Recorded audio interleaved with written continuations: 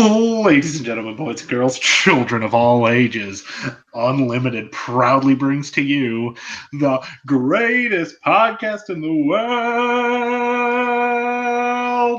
The co-host, Walter Main, the host, Matt Maffey, the Wrestlemania Review Podcast. By freaking God. Ladies and gentlemen, boys and girls, children of all ages, for some reason, I've got the Italian flag game going on today. I don't know why. At this point, I just don't care what I wear or how my hair looks. So we're just going to start this bad boy off. I'm Matt from Unlimited. This is episode 36, which is kind of funny that we're on episode 36, and yet we're talking about WrestleMania 35. We should have delayed the podcast an entire year. Yeah. Like I said, I'm Matt from Unlimited, joined, of course, by Mr. Walter Main. Walter, how are you doing today? I'm doing great. How about you? I am doing fantastic. If only the other guest on this show would have joined us when he was supposed to. Yes. Naughty Peyton. Because apparently 9 o'clock meant nothing to him, and here we are. Anyway, WrestleMania. Well, we've had a week and a half to kind of process everything that went on during WrestleMania weekend, and there was a lot that went on during WrestleMania weekend. There were a lot of highs and there were a lot of lows. The lows ranging from the attack on Bret Hart during the Hall of Fame ceremony. The highs ranging from a lot of stuff that happened on NXT Takeover. And a lot of stuff that happened on the main WrestleMania card. There were, if you think about it, just under WWE's banner, there were 4 incredibly feel-good wins. Yeah. And, one thing I can say about this WrestleMania, if I can sum it up, it will definitely not be a forgettable WrestleMania. It will be a memorable one. And it far exceeded my expectations. I thought the show was awesome. I thought that this show was really good, and I haven't said that about a WrestleMania in years. It's been years. I have to go back to WrestleMania 30 to say that. But yeah, a lot of newsworthy stuff happening at WrestleMania, and then you immediately follow WrestleMania 1 week later with the Superstar Shakeup, and you and Bret will be talking about that a little bit more next week. But WrestleMania weekend, lots to talk about, lots to break down. You want to get into TakeOver first? Yeah, let's do that. Go in chronological order. All right. NXT Takeover New York. Don't know why. Brooklyn 5. I don't know why we didn't use the Brooklyn name. You were in Brooklyn. I understand that you're trying to make WrestleMania out to be in New York, but it wasn't in New York. Just saying. No. TakeOver and WrestleMania didn't even happen in the same freaking state. Yep, of course. Because we have to always refer to New Jersey as the shadow of New York, even though East Rutherford, New Jersey has wrestling lineage and wrestling history dating back to the freaking 80s. So question. Sure. Like, this is not wrestling related at all. Okay. But is East Rutherford like one of those parts of New Jersey that like New York has jurisdiction over? No. That's more closer to like the border. No, that's in Jersey. That's not even close to it's not even close to the river. Like, I'm closer to the border than East Rutherford is. Yeah. And I'm in Jersey City. They're in, they're further inland than I am. So, I mean, I get why they do it because, WrestleMania in East Rutherford doesn't sound as catchy as WrestleMania in New York City, but it still bothers me though. Like, it'd be different if this took place in like Atlantic City and you were like, oh, it's taking place at Trump Towers or something like that. East Rutherford has a lot of wrestling lineage to it. You know, shows going back to the Izod Center and, you know, when it was the Continental Airlines Arena. But oh, look who joined. Yeah. What an introduction. Wow. That was a great intro. We're live, pal. I'm here. All right. Ladies and gentlemen, Mr. Peyton Peoples. The man of the peoples. The man. Okay, it is way too hot in here. I'm taking this damn flag off. He threw it on the ground. Why are you wearing a flag? Why not? He was wearing an Italian flag. Yeah, I was watching the first Vacation movie. Because that's definitely more important than this podcast. Anyway. Yeah, most things are. And screw you. Takeover. NXT Takeover New York. We kicked off with the the War Raiders. We should rename this podcast The Unlimited Experience. Ladies and gentlemen, this is the first ever edition of The Unlimited Experience. It's actually kind of catchy. That is a little bit. Yeah, that is kind of catchy. I might have to use that. Yeah, it actually kind of. You know what? Might have an idea going forward. War Raiders defending their NXT tag titles against Aleister Black and Ricochet. For Aleister Black and Ricochet, their second of 3 title matches during the week. Spoiler alert. They went over 3.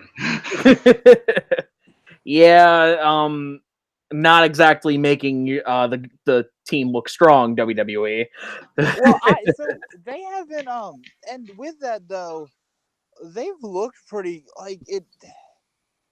So like they had the NXT tag title match that was just like a straight up back and forth Oh, that match was amazing. That match was a million mile an hour from go. Since we'll be reviewing the other 2, I'll just say real quick the match.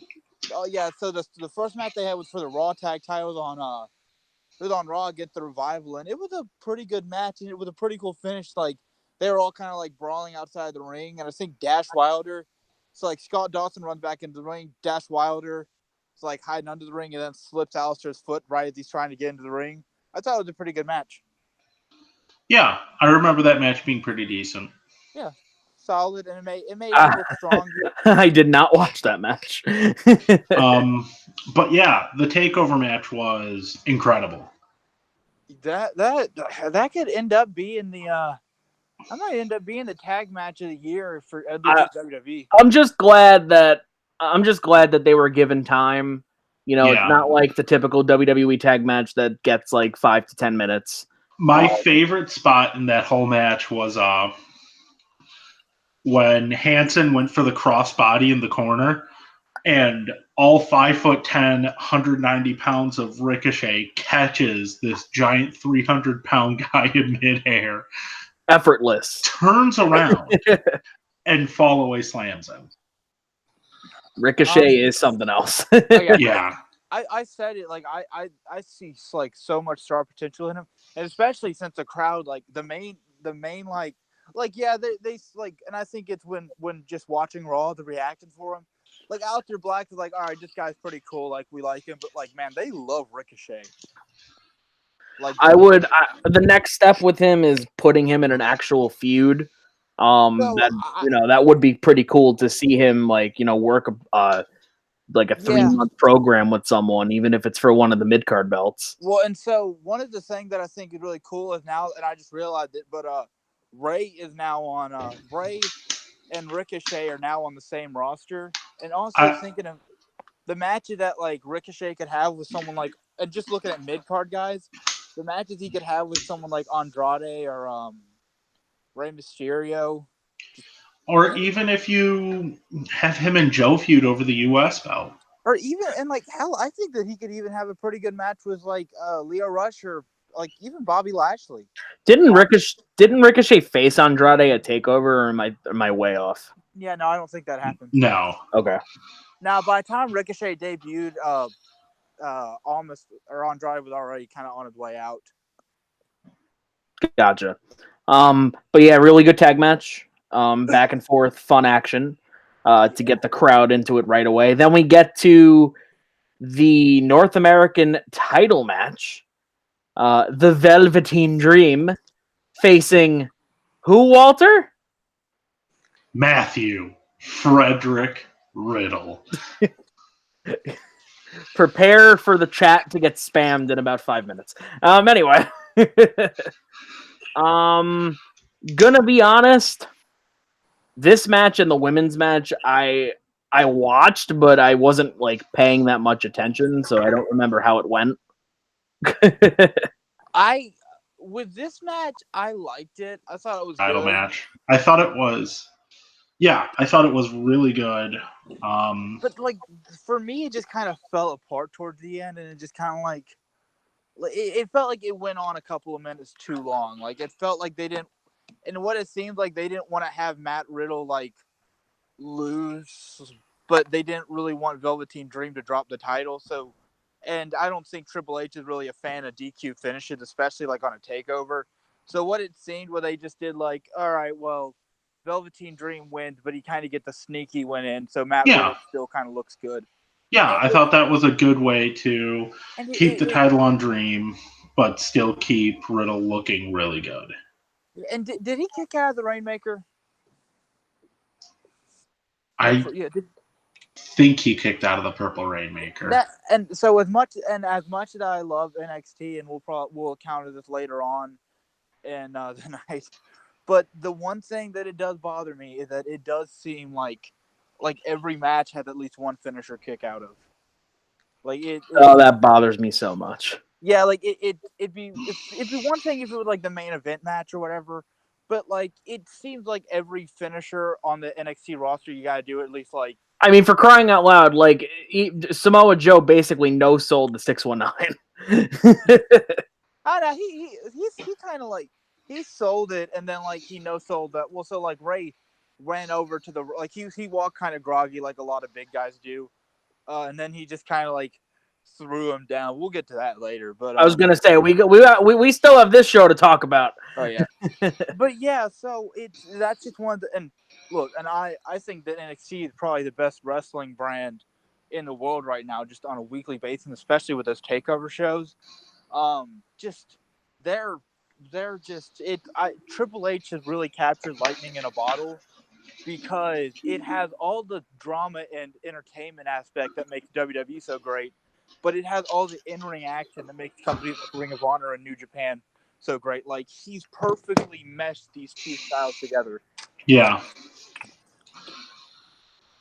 But yeah, you just ignore me dancing while Peyton was talking. Yes. Anyway, yeah, I kind of forgot about this match, so yeah, there we go. Yeah, for me it's like a solid 3, and I forgot to rate the tag match for me. That's like 4.75 out of 5. Just really, really great match. Just I'm gonna rate it. Moments. I'm gonna rate it a 1. And then for the Riddle, I think that's Riddle and Riddle and Velveteen Dream. I think I ended up giving around 3.5. Like it was fine. It was a good match. I'm gonna rate that match a 0. It felt like something was off. This NXT Takeover show sucked. I'm gonna give every match maximum 1 star. Imagine that being someone's rating. 1 star is perfect. Okay, Jim Cornette. Yeah, so basically, if the match was good, you get a star. If it wasn't, you don't. This gets a gold star. A for effort. Anyway, UK title match. Walter. Just with another match that was just much like the tag match. It really stole the show.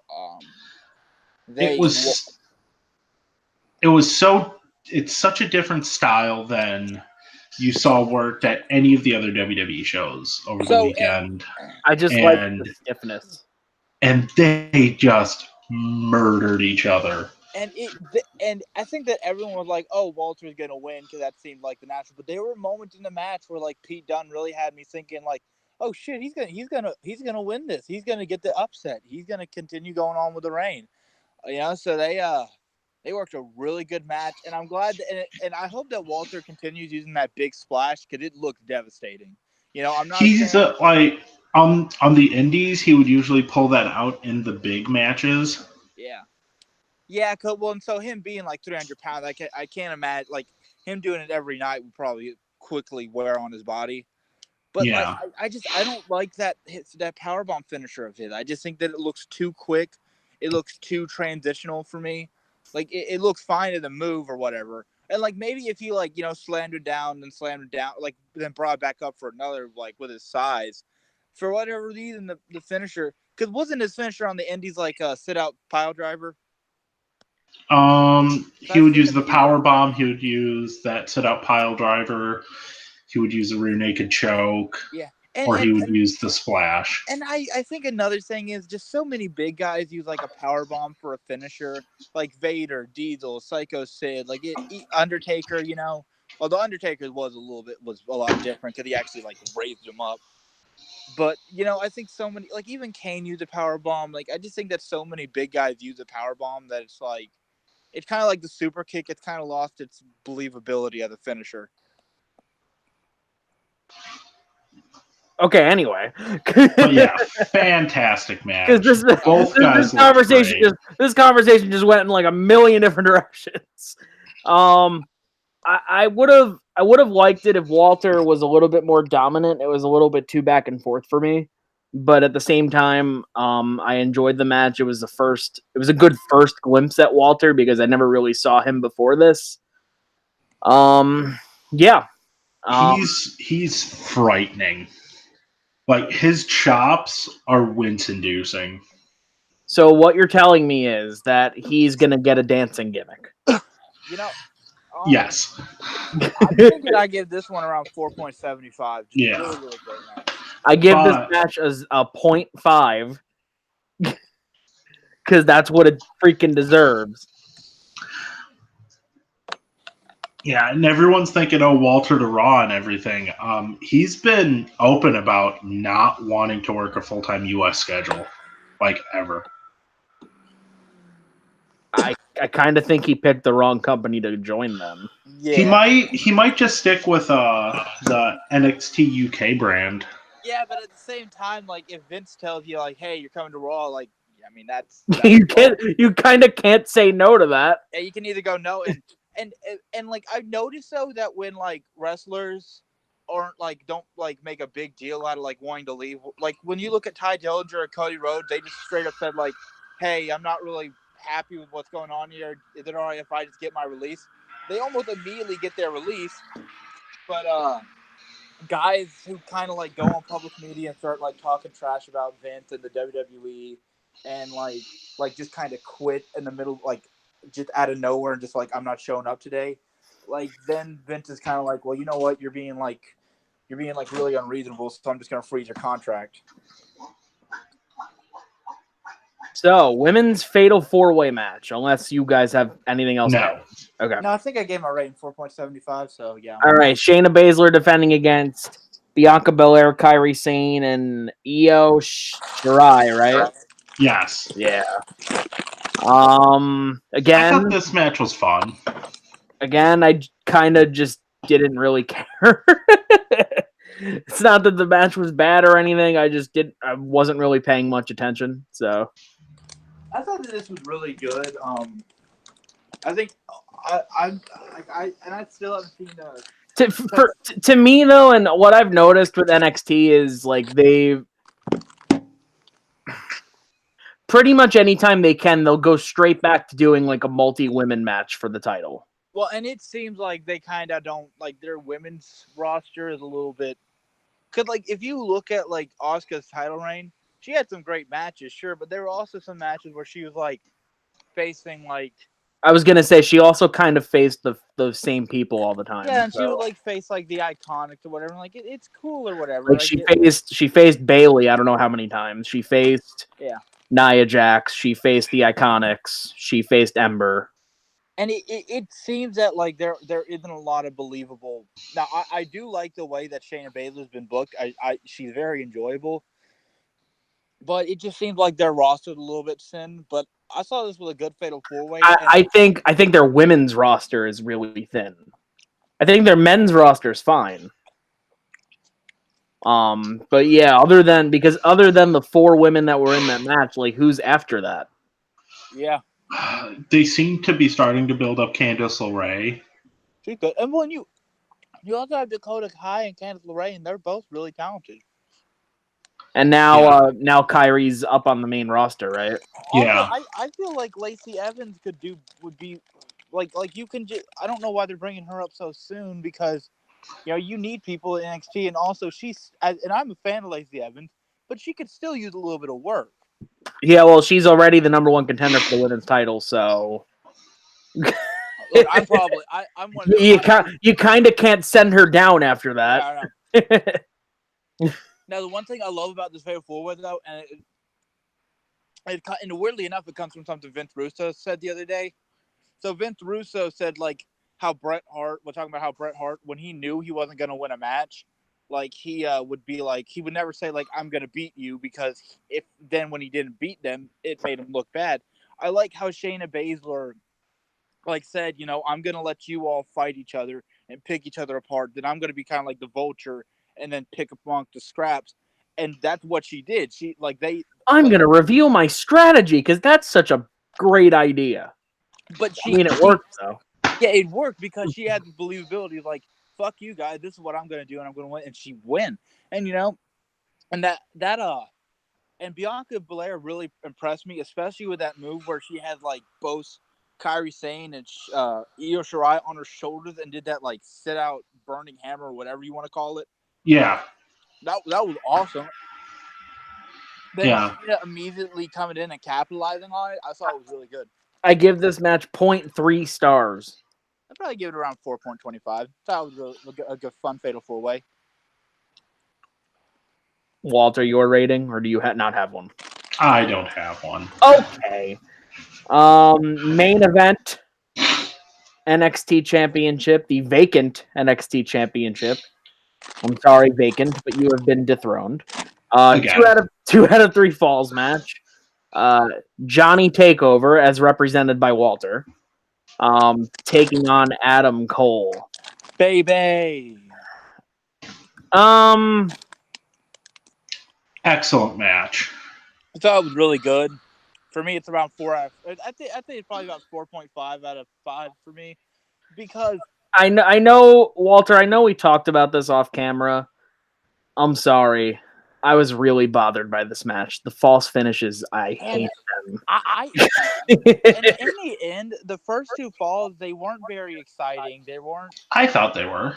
I felt like they were unnecessary. If you would have just had the third fall as the match, like that's fine. But like he kicks out of the like he can't kick out of the last ride or the last shot the first time, but now he can kick out of like 3 later in the match. Okay. It's the whole thing of it's his. Basically, he views it as his last opportunity. He needs this. This story has been being told for a year. Johnny will do anything to get that title. Johnny will do anything to prove that he's not a failure, to basically prove Tommaso Ciampa wrong. I feel like the entirety of the match was basically him being like, "No, I can't fail here. Like this is where I cannot fail." I get that, but like to me, there's a difference between persevering and basically being Superman. And let's be real here. It's fun. This was a glorified 4-on-1 handicap match, and Gargano kicked out of about pretty much everything. Yet we criticize other people for doing that. But when he does it, it's okay. But Gargano doesn't do it every single time. And the thing that's kind of funny though is that Gargano, like if it's almost believable that someone like Strowman or Cena or Reigns can kick out. Because like they look like they're built like God, like they're massively huge. But like Gargano's a small guy. Like as much as I love Gargano, like it's only so believable how much he can kick out of. And like I said, I love Gargano. But another problem I have with this match, I feel like they didn't really do enough to solidify him as a babyface again. Like he attacked Ciampa, but he's still kind of like acted like an asshole the whole time. He was like, hey, you just joking around, guys. I'm the good guy again. You can like me now. Like it just felt like kind of rushed. And the Ciampa, I feel like the Ciampa injury kind of made this feel like a match with no real build up other than Johnny Gargano finally winning the big one. Because Adam Cole fits into this because a week and a half before the match he wins like like the Fatal 4-Way. So it's Fatal 5-Way, but yeah. And that was a good match too. I give negative 36 stars. Yeah, so for me, 4.5. And now Johnny winning and him celebrating afterwards, you know, I thought that was a good moment. Yeah, I mean, his title win was cool and all, and I liked the moment at the end when Ciampa came out, but... Like, for me, I'd be... So, like, with Almas versus Gargano or Ciampa versus Gargano, there's the desire in me to go back and rewatch that match. For Cole versus Gargano, it was just like, you know what? I can stick with just watching the highlight package. To me, there is a such thing as doing too much, and I think that they did too much. Walter, your thoughts? I thought, like I said, I thought the amount of punishment Gargano took was justified in storyline. I thought it played well into the character that he's been building, and I just thought it built to this really great moment. Yeah, I mean, and like I said, it's a great match, but like, and I certainly don't agree that it's the greatest match in WWE history. I think it's up there. I don't even think it's going to be as memorable as like Almas versus Gargano or Ciampa versus Gargano. I think that this is just like, okay, it's a good match, you know, maybe one of the better in NXT history, but it's not better than Taker versus Michaels. It's not better than like Cena versus Punk. It's not better than like the matches that help solidify this company's legacy.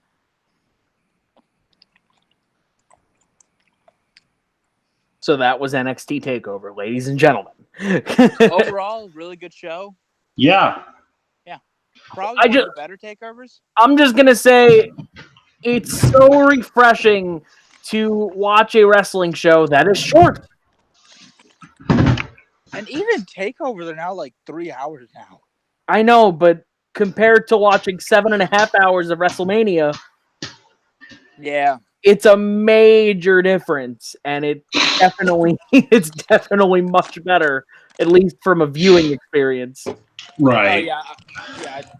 But now, moving on to the behemoth that is WrestleMania 35. Oh, God. Now we have a whopping 16 matches to discuss for WrestleMania 35. Are we going to talk about how our predictions went?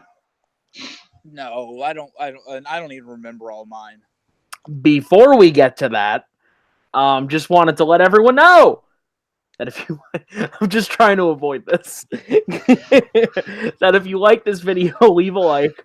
If you don't, leave a dislike. If you want to get involved, then leave a comment. If you want other people knowing about us, and we definitely do, then share these videos. And if you want more great content, then subscribe to this channel. It's that simple. All of this amazing content that we have here is yours and can be yours with the click of the subscribe button, with the clicking, whatever. I don't care anymore. Walter? So those predictions. What was my score again? Oh my god. I know I finished under 500. Okay. So let me just look one. Let me interrupt the show to look at the predictions. You guys can talk amongst yourselves. Or not.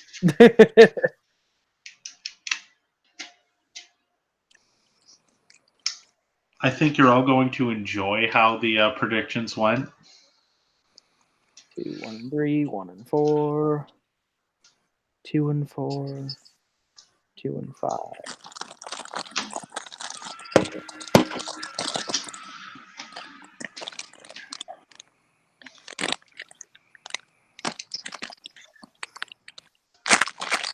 All right, I went 6 and 9.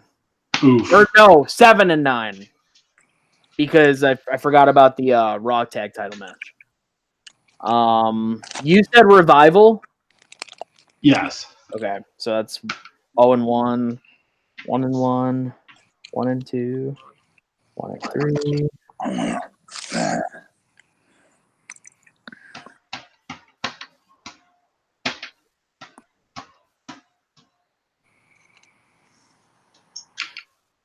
You went 10 and 6. I went 7 and 9. I wrote Peyton's down too. Peyton, who'd you pick for the Raw Tag Title match? Hawkins and Ryder, I believe. Okay, so 1 and 0, 1 and 1, 2 and 1, 2 and 2, 2 and 3, 3 and 3, 4 and 3.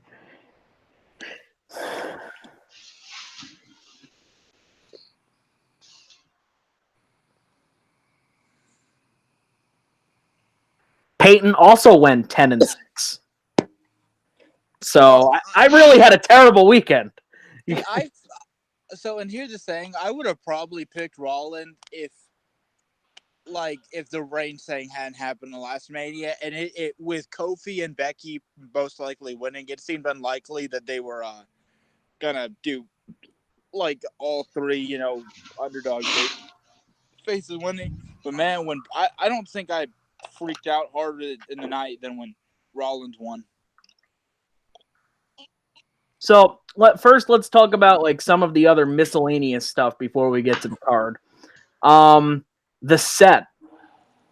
I know very basic. We kind of touched on this a little bit off camera. I thought that it was simple, but it was overly simple. I kind of liked it. I don't think that this is what they were going for per se, but when I was a kid, I went to New York once because my dad worked at Delta, so we get to fly for free when we would do day trips. So I had to do a project. Oh wow!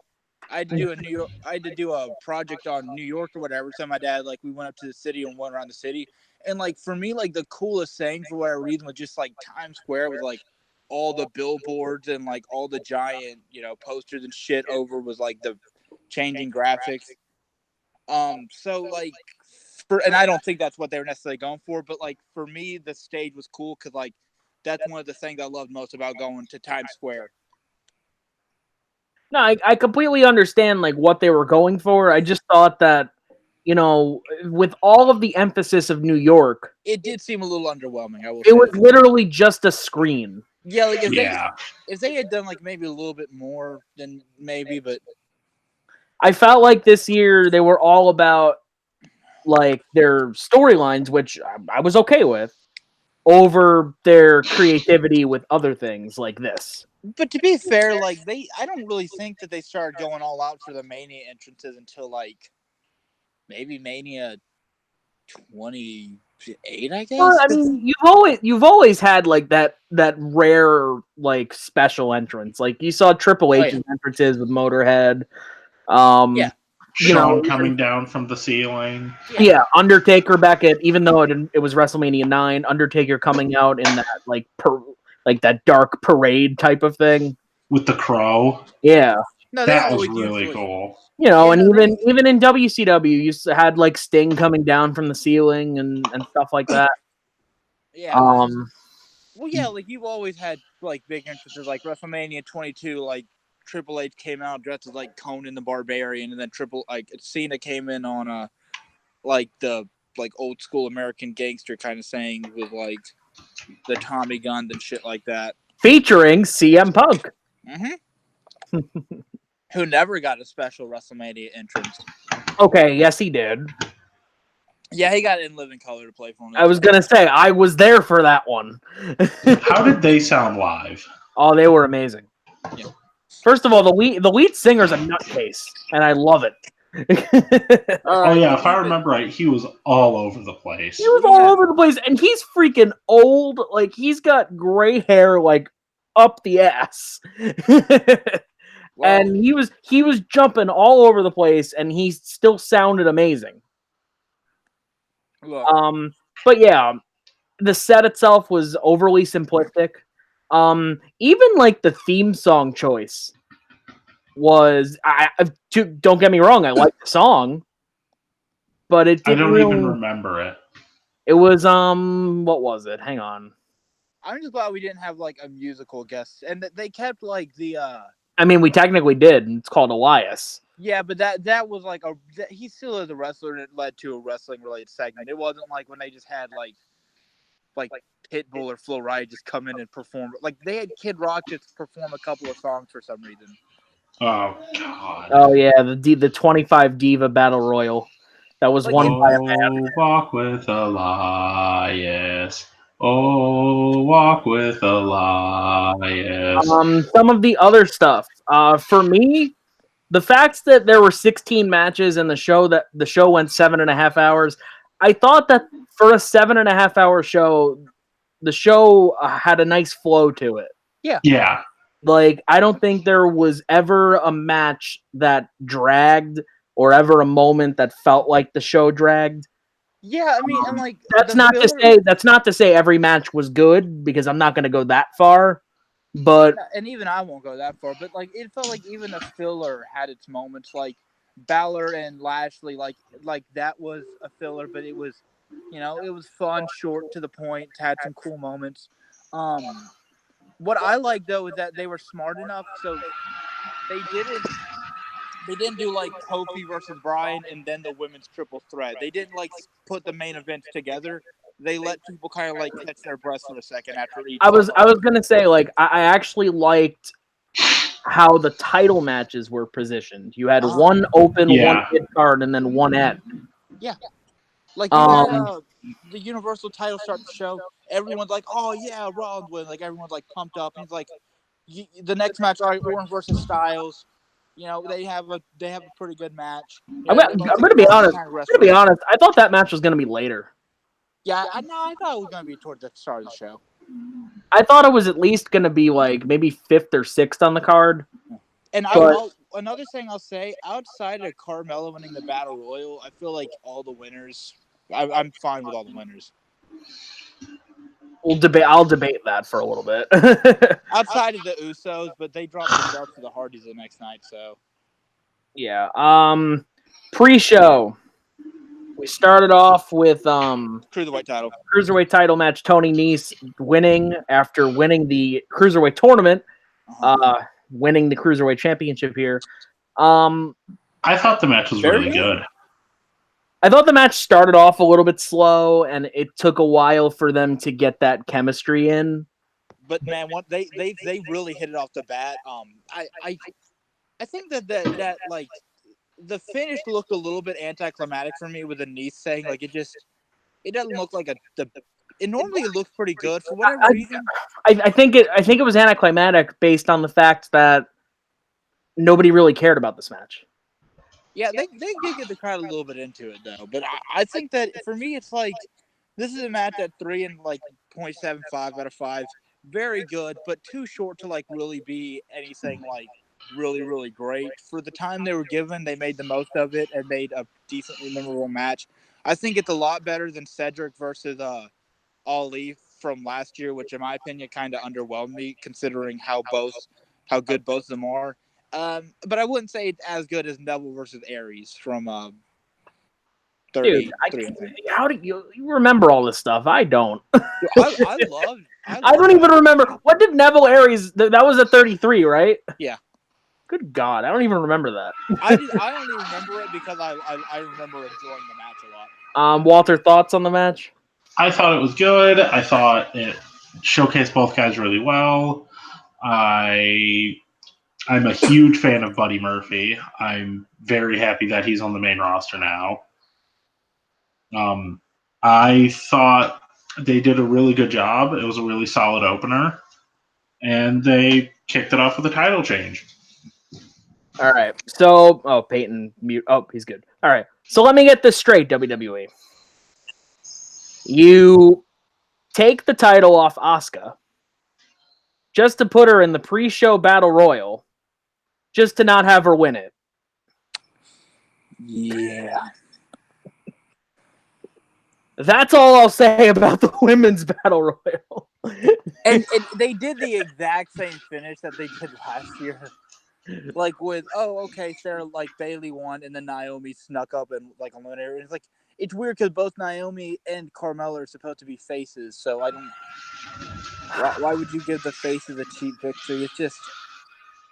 I would have been fine with Sarah Logan. I understand like the whole R-Truth and Carmella thing. Like, yeah, it's getting over and it's entertaining, and I guess you want to reward Carmella for that, but And she has improved in the ring, like by at least. I just saw so much potential with other people. Well, yeah, and like I didn't like how Lana eliminated Ember Moon. But other than that, I saw that Ember Moon had some really cool sequences. Asuka. I would have liked it if Ember Moon got her own entrance. Yeah. She was just kind of thrown in there with everyone else. And so yeah, and it's like, why? What? And if you're not like, I would have been fine with Sarah Logan winning it, but like, even though she hasn't really done anything to like show it, but.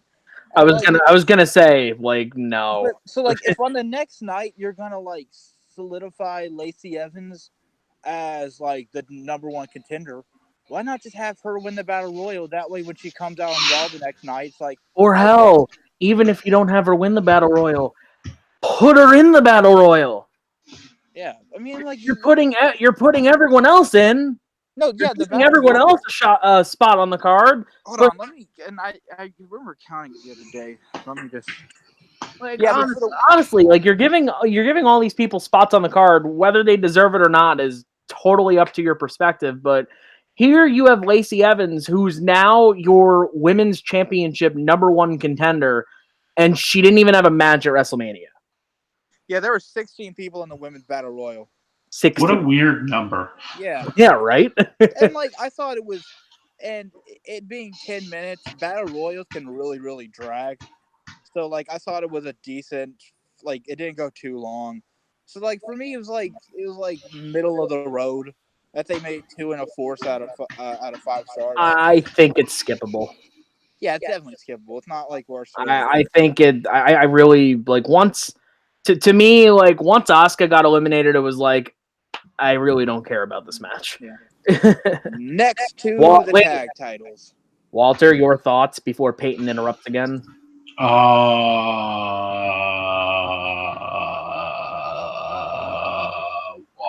On to the tag title match. Raw Tag Team Championship match. Walter, I told you this was going to happen. Kiss my ass. It was a memorable moment. It's like, and it's hard to feel bad for the Revival because, like, you know what? Even with their position, when you're the Raw Tag Team Champions and you literally go on Twitter and just be like, "Yeah, these belts are a joke," or "These belts don't mean anything." Like, even if you have valid reason to say it, like to just like talk shit about your company when you're their champions and like even if you're not doing anything, like at least represent them the best you can. Like, so I mean, like I don't feel really bad for them losing the titles. I love the Revival, but like they feel very unprofessional for me. So, you know, and I thought that Hawkins and Ryder winning was a very like fun moment. All I have to say is the streak is over. Like it was a great the losing streak won was finished. The losing streak won. So the losing streak was broken. The losing streak has won the match. Yeah. He breaks his losing streak with his best buddy and win the tag titles in his home city. Like it's just a fun underdog story. And the crowd was really into it. They had a pretty good match, especially that fucking brainbuster on the I gotta say, like from a pure match standpoint, you know, say what you will about Kurt Hawkins and the crap he's been given over the past year, but it was pretty good. He can work a match, and Zack Ryder can also work a match, and the Revival, and we've seen what they can do. Yeah, they're kind of arguably the best tag team, you know, on planet freaking Earth. And they got enough time to work a really good match. Like they got 13 minutes. Yeah, and my favorite stuff from the Revival doesn't usually come from the guy that's legal in the ring. It comes from the other guy, like the cutoffs and just all the like creative stuff they do outside the ring or to cut off someone from getting a tag. Like I remember one time, I forget who they were facing, but someone was going for a hot tag and they did the dive for the hot tag. And usually when they do the dive for the hot tag, they get the tag. Mm-hmm. The guy comes in, slides in, and he drop kicks them out of the way. Yeah. Like in midair. It was the coolest freaking thing. And honestly, like they're one of those teams that like you know how Vince is with like tag teams on the main roster. They've done about as well as they're gonna do on the main roster, especially like and Vince had that mindset of if you get injured, because they both got injured. I think one of them got back to back. Yeah, like literally back to back. One of them got injured, and as soon as they came back, the other one got injured. So like Vince just kind of goes, "Oh well, I can't rely for whatever reason it is." That reminds me of back in TNA when the Motor City Machine Guns were reforming, and I think Alex Shelley got hurt first, and then when he came back, Chris Sabin immediately got hurt, so they had to cancel that. Oh my god! Oh, the Machine Guns! Great tag team, love them. Oh, freaking love the Machine Guns. Andre the Giant Memorial Battle Royal. Yeah, I like this. When the women's battle royal looks good in comparison. I thought this was great. I thought that it was. Fuck. The final three were Braun Strowman and 2 non-wrestlers. Yeah, and it was like it was just him kicking his ass. Like it. So it's a battle royal named after Andre the Giant. It's easily the second best after the debut. And Strowman won, like finally, like they're like finally. It's the second best after the debut. Is that really saying anything? So I thought that, but like that spot with Luke Harper and Ali, Braun Strowman just like throwing everyone that. Kick he did. Oh yeah. By the way, Luke Harper was in the battle royal. Yeah, and he just booted him in that mid suplex. He just booted them both off, and I thought it was pretty fun comedy. I'm a fan. I like SNL, so I'm a big fan of Colin Jost and Michael Che. And Michael Che, the dude who's like legitimately a wrestling fan. So when like the celebrity there are wrestling fans, and I feel like the white guy Colin Jost did a good job of building up heat for himself. Dude. What? I'm not a fan of throwing an entire match of 30 people under the bus for 2 celebrities. It didn't. Like they didn't come in. Yes, it did. And then weaseled out. You knew how it was going to end. Yeah, but I think that this was I think that at the end of the day, it made Strowman look like $1 million. This was a much needed win. By him eliminating 2 non-wrestlers, it made him look like $1 million. He eliminated like half the people in the match. And he just manhandled everyone. What's he doing now? It's been 2 weeks since Mania, dude. So, is he the next number 1 contender for the title or anything? I think that he's actually like he's doing a feud with Joe. I believe Joe was just sick on Monday, but remember last week on SmackDown he came out and attacked Joe. I didn't watch it. I don't know. Yeah, so so it looks like he's gonna be feuding with Joe for the belt. So I mean, like, yeah. I'm just saying, like, if you want to get those 2 involved, you could have you could have done something else. Make him a referee in a match involving Strowman. I thought or it just was fine. Appear backstage. Not even if you want to have Strowman win the battle royal, fine. Later in the night, have them backstage. Maybe have skits throughout the night where they appear backstage and there's Braun Strowman and he's just chasing them throughout the whole night. It would have been so much better. I was fine with the way it worked out. I go back to, and we talked about this on the predictions podcast, Walter. I said from the beginning that even though all signs pointed to Strowman winning, I just thought that was way too predictable, and they could have went in another direction.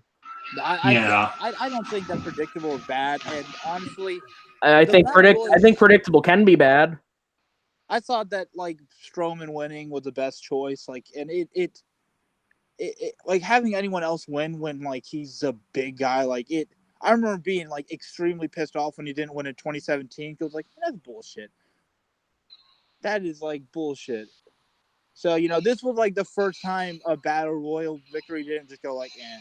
I was happy to see Strowman win. Yeah, for me, this is like 3.25 maybe. No. Dude.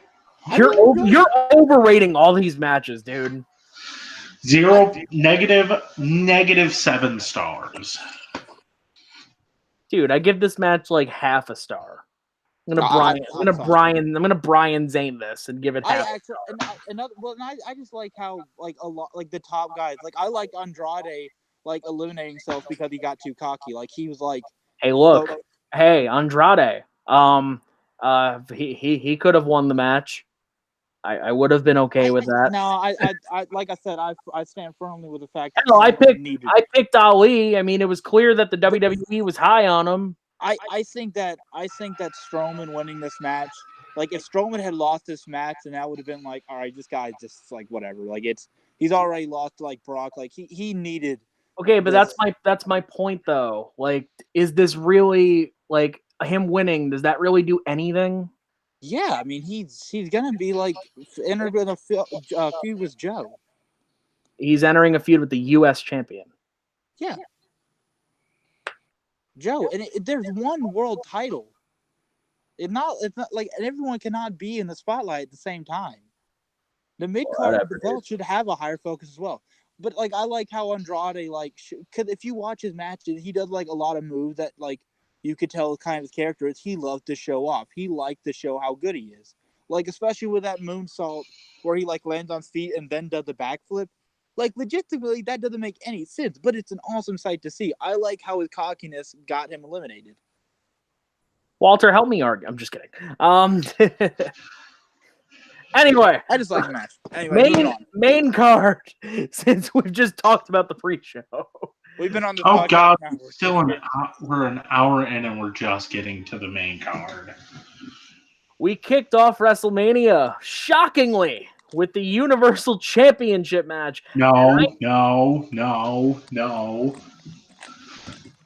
You forgot something. Oh! Brother. Yeah, so we kicked off this show with the guest host of WrestleMania, or not the guest host, the host of WrestleMania, Alexa Bliss, kicking it off. Her only appearance of the night, I think. I thought she appeared multiple times. She had some backstage appearances, I think. Okay. She appeared later in the night to announce the attention. Anyway. I want to talk about the opening package just like for a second. I thought it was a really cool opening package. The way like they all just kind of like had the spotlight and like this kind of theatric like theme to the opening package. I thought it was really well done. I thought it was really cool. I thought it was well done, but I thought it was kind of long. Yeah. Well, like it was about a minute too long. The one for whatever reason, the one from WrestleMania 31, we're like, LL Cool J, and weirdly he's there for some reason, but like I don't know, it kind of gives me goosebumps. I'd have to rewatch, but like I obviously don't remember the video packages for every single WrestleMania, but I remember the ones for 31, and I had no interest going into that show, but those video packages made me interested. Mm-hmm. Those video packages were outstanding. Well, and I think like the opening package for the show was just highlighting like just like how and this year's package too, like it really like put the focus on this is like the stage of like the showcase of Immortal. This is where like big moments happen. This is where like careers are solidified. Like, and at this WrestleMania, I think that you did this. Seth Rollins slayed the Beast. Becky Lynch like made history, the women main event for the first time. Becky Lynch defeated the odds. Kofi Kingston won the championship for the first time, solidified himself as just a legend. So I felt like this was a strong Mania for like feel good moments. I was trying to hit Walter like on the side, like shh. Anyway, so we kicked off with the host of WrestleMania, Alexa Bliss, coming out and announcing that there were going to be some surprises in store, and she, the crowd didn't really take her seriously, and then all of a sudden, out comes Hulk Hogan. And I'm not a Hogan fan. I haven't been, but if you're gonna kick off WrestleMania, you might as well kick it off with Hogan. Yeah. It's gonna get over no matter what. Yeah, I mean, and look, I'm like someone. Hogan isn't my favorite wrestler at the end of the day, but you're lying to yourself if you never said that as a wrestling fan. You didn't look in the mirror and like try to cut a Hulk Hogan promo. Like, what you gonna do, brother? Like, you cannot. Like, I think that even like the hardest wrestling fan, like at one point, no matter what time they got into it, like, because Hogan is such an important figure. That's what kind of gets a lot of people into like looking back on it and just all the moments he's been a part of. At the end of the day, like his legacy in pro wrestling can't be denied. Oh, of course. Anyway, You. but Which that made no sense for him to just go you. Yeah, No. Here's what I wish he would have done. Like he's hulking up. He just points to the ref and he hulks up and he does this and he does you. There's no way that didn't happen in WCW. No, he's like, oh no, not you. Like he just you to the ref, and then the ref is like, what? Yeah, Mike Chioda's like, what do I do? No, and it then would have to be a black ref. 3 punches and the big boot, and then the leg. Oh my god. But we get this epic segment with Hulk Hogan announcing that he's back at the Silverdome, brothers. I'm sorry. We are live tonight at the MetLife Center, brothers. No, I thought it was fine. He came back, so he screws up at WrestleMania 30. He tries to troll everyone at 35, and he still gets the name of the stadium wrong. Look, man, it's Hulk Hogan. Like it's for me, like I feel like there's just a reality that he lives in where like he did this thing. Like I remember like he said that like he was gonna be the like guitarist for like Metallica approached him to be their bassist. Like he once said that because of like time zones traveling, he one day worked a 520-day year, something like that, because like all the time zones. Like what? No, that's not how anything works. Oh my god. But after we get this segment, we kick it off surprisingly with Paul Heyman charging out to the ring and announcing. Which funny story. Hogan had no idea it was happening. Of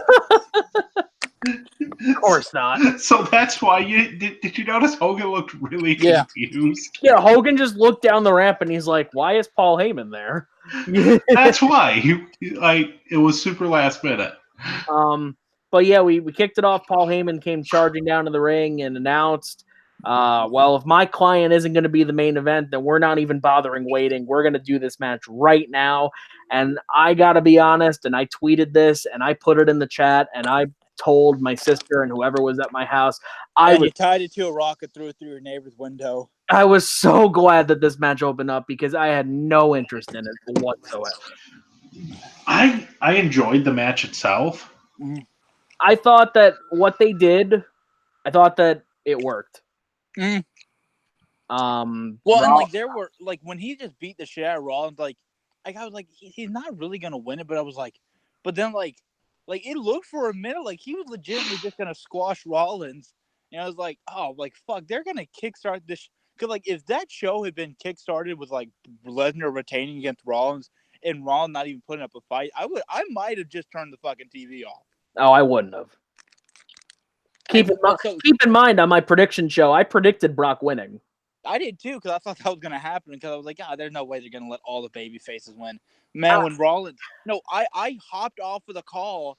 We were like doing a group call. I hopped off of the call because I was on the edge of my seat. Like I was like walking back and forth, like anxiously in my living room, like biting my nails, like, oh god, Brock Lesnar, he's gonna beat Rollins. Rollins is gonna look like absolute. You were going way out there. Yeah, no, because I was like, oh fuck, we're gonna get like 6 more months of Brock Lesnar as champion. Fuck. And then like, well, we were gonna at least get until SummerSlam. Yeah, so another couple months. Then like when Rollins slips off and low blows Brock, and I just go like, what? Fuck, he's gonna do it. They just like he kicks him. They did the curb stomp. He hit the curse on you because there's third one. 1, 2, 3. I just lose my fucking shit. Like I'm screaming at the top of my lungs, like yes. Walter, your thoughts? I really liked the moment. I really liked the match. It was short. It was probably the most you were going to get out of Brock because I think Brock's bye-bye for a long time. And he looked like and normally with matches like Styles and Bryan, he was like oh, you know, he makes them look good, like with Balor. With this, like, he just seemed like, oh, I'm not going on last. You know what? Fuck this. I'm out. And you can pretty much tell. I don't know if it's been confirmed or not. You can tell that he's on his way back to the UFC, and there was one glaring fact that Paul Heyman said in his promo. Brock Lesnar's weight at the show apparently was 265, which means he's already cut down weight to go back to the UFC. And that's the upper limit for heavyweight. Yep. And apparently UFC's targeting like August for Lesnar and Cormier. And which would fall around SummerSlam time. So yeah, it would be a good time to do it. Lesnar needs to just like disappear. Like the fans are just burned out by him. Like it's to the point to where like I think that Brock should be what Taker was. I think he should just be a WrestleMania only attraction if you're going to have him. Yeah, I mean, yeah, like he should, like it should be like Triple H or Undertaker. Yeah. He showed up at WrestleMania. So let's say they do that. Who do you have Brock face next year? Oh God, I don't know. At this point, I have no idea. I mean, he's faced pretty much everyone. Like the sadistic side of me says Roman Reigns again. Oh God! No, I don't see that. Like I think that's. But not for a title. Yeah. Right. I mean, see, I think that Roman and Brock have like good chemistry together. I just feel like I feel like their biggest weakness against them is just booking. Like they don't know how to book those Brock versus Roman matches. But when they're in the ring together, no, like they don't know. They don't know how to book them now. They knew how to book it in 2015. Well, even like that steel cage match, like they were like it was hard hitting. Like they were beating the shit out of each other. Had a cool finish. And then the decision itself was stupid as shit. But like him spearing him through the side of the cell was cool. You know what I think they could do? I have an idea too, but go ahead. AJ Part 2. Maybe. That's one. I had another idea, and I don't really like it. What? Even because they went back to this twice, and they kind of blew the feud off already. But seeing as though we didn't get him at this year's WrestleMania, Undertaker? Yeah, that no. And have that be the official retirement match, even though it was the retirement match 3 years ago or 2 years ago. Brock beat Lesnar or Brock beat Taker. Brock beat Lesnar. Here's another it's. And here's my first question, or here's my next question, I should say. Rollins is now Universal Champion. Has it been announced like who his first feud is going to be again? No, but it seems like it's going to be Drew. Yeah, he's been booked against Drew on the house show circuit, so looks like it. So him and Drew have incredible chemistry. They faced off like 2 or 3 times on Raw. Each match blew it out of the fucking water. They are very, very good together. They complement each other very well. But the one thing I will give for Brock is he will take like damage. I'm gonna put this flag back on.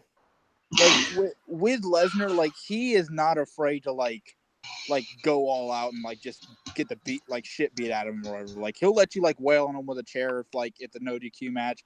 He'll like take your moves or whatever. Like if you're kneeing him, he will let you knee him like straight in the face. Okay, so we talked about this match a lot. Yeah, so for me, at the match a lot of matches. Yeah, so like at the match itself, it's not really hard. Like it's for me, it's more of an experience, and like the match itself is like 1 star just because nothing actually really happened. But as an experience, it's like 4.5 stars for me. So I'll just like call it in the middle, 3.5 stars. Yeah, I really don't bother with the star ratings. I do. Because I'm very Asperger, so I'm very analytical, so I like to rate and judge things. I'm very Asperger's. Anyway. Next match, and like I said, I was surprised that this went early like this. Randy Orton versus AJ Styles. I gotta be honest. What are you doing? The light in the eyes of the fans for like half that match. Oh yeah. WWE. Control your lights, because the fans that paid hundreds and thousands of dollars to attend your show would like to actually be able to view it and not have their light shine directly into their eyes. But yeah, listen. I'm sorry. I want to keep bringing this up. If whoever's in charge of their lighting team needs to be fired. I'm sure they're gonna hear that. Honestly, that's absolutely ridiculous. Like it's bad enough you have obstructed view seats, but now you have lights blinding the people who actually have good seats. You're just punishing everyone? I feel like I like to imagine that Vince just listened to all these like small time podcasts like criticizing him and just goes like, ha ha ha, you can't do shit about it, asshole. Yeah, well, maybe he should actually listen to some of the small timers because they actually make more sense than he does. Yeah, but at the same time, like he's running a $3 billion company, so like. Okay, still, you'd think you could get someone that wouldn't shine light in paying customers' eyes. Yeah. Yeah. I at the end of the day, Vince is like invulnerable. Anyway, Randy Orton versus AJ Styles in the dream match.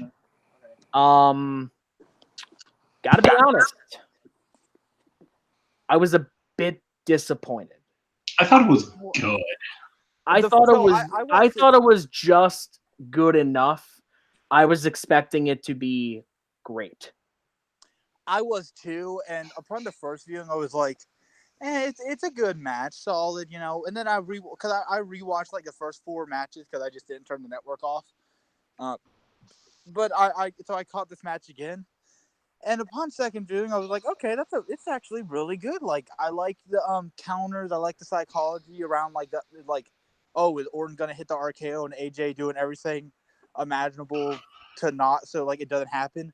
I like the callback to the Elimination Chamber spot where Styles pops up on the rope and then like Orton grabbed him while still on the rope and hit the RKO inside the chamber. And I even like the callback to their match from 2017 on SmackDown where AJ was going for the forearm and like Randy went for the RKO and AJ hopped back down, so he landed on his back and then went for the 450 splash.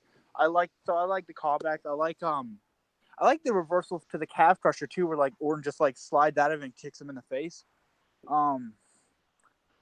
But yeah, I thought that overall it was a pretty good match. I thought that it like somewhat met expectations, but didn't exceed expectations, and I wanted it to exceed expectations, especially how the feud was, and especially how it was being hyped up. Like, you know, these guys, and I said this before WrestleMania, this is the type of match that every WrestleMania needs. Yeah. It's just that mid-card match with 2 guys. It's just ego versus ego. There's no intricate storyline or title on the line. It's just 2 guys going at it. So, and for me, it's probably on par. And it reminds me, like, and I pointed out, so 4 years ago, he faced Rollins, and 4 years ago before that, he faced Punk. And all 3 kind of had, like the same. I feel like all 3 at match quality are on the same level. I think what the difference is, the Punk match, he had that thing where, like the RKO counter to the springboard. And then the Rollins match, he had that really cool, like, oh my god, the one where he flipped him out of the stomp. Yeah, too bad nobody in that freaking stadium could see that. For me, wait, what? You didn't notice the fans that were in the front row that were shielding their eyes because they couldn't see it? Oh yeah. Oh, at the during the Rollins match. Yeah, because having a WrestleMania in the sun pretty much the entire show is such a great idea.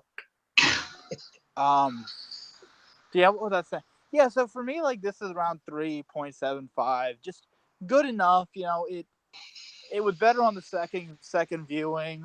I saw Again, if I had to use the star ratings, which I don't like using them. If I had to use them, I'd give it like no more than a 3. Yeah, for me, it's a really solid like match between two upper mid carders, and I just like the psychology of it.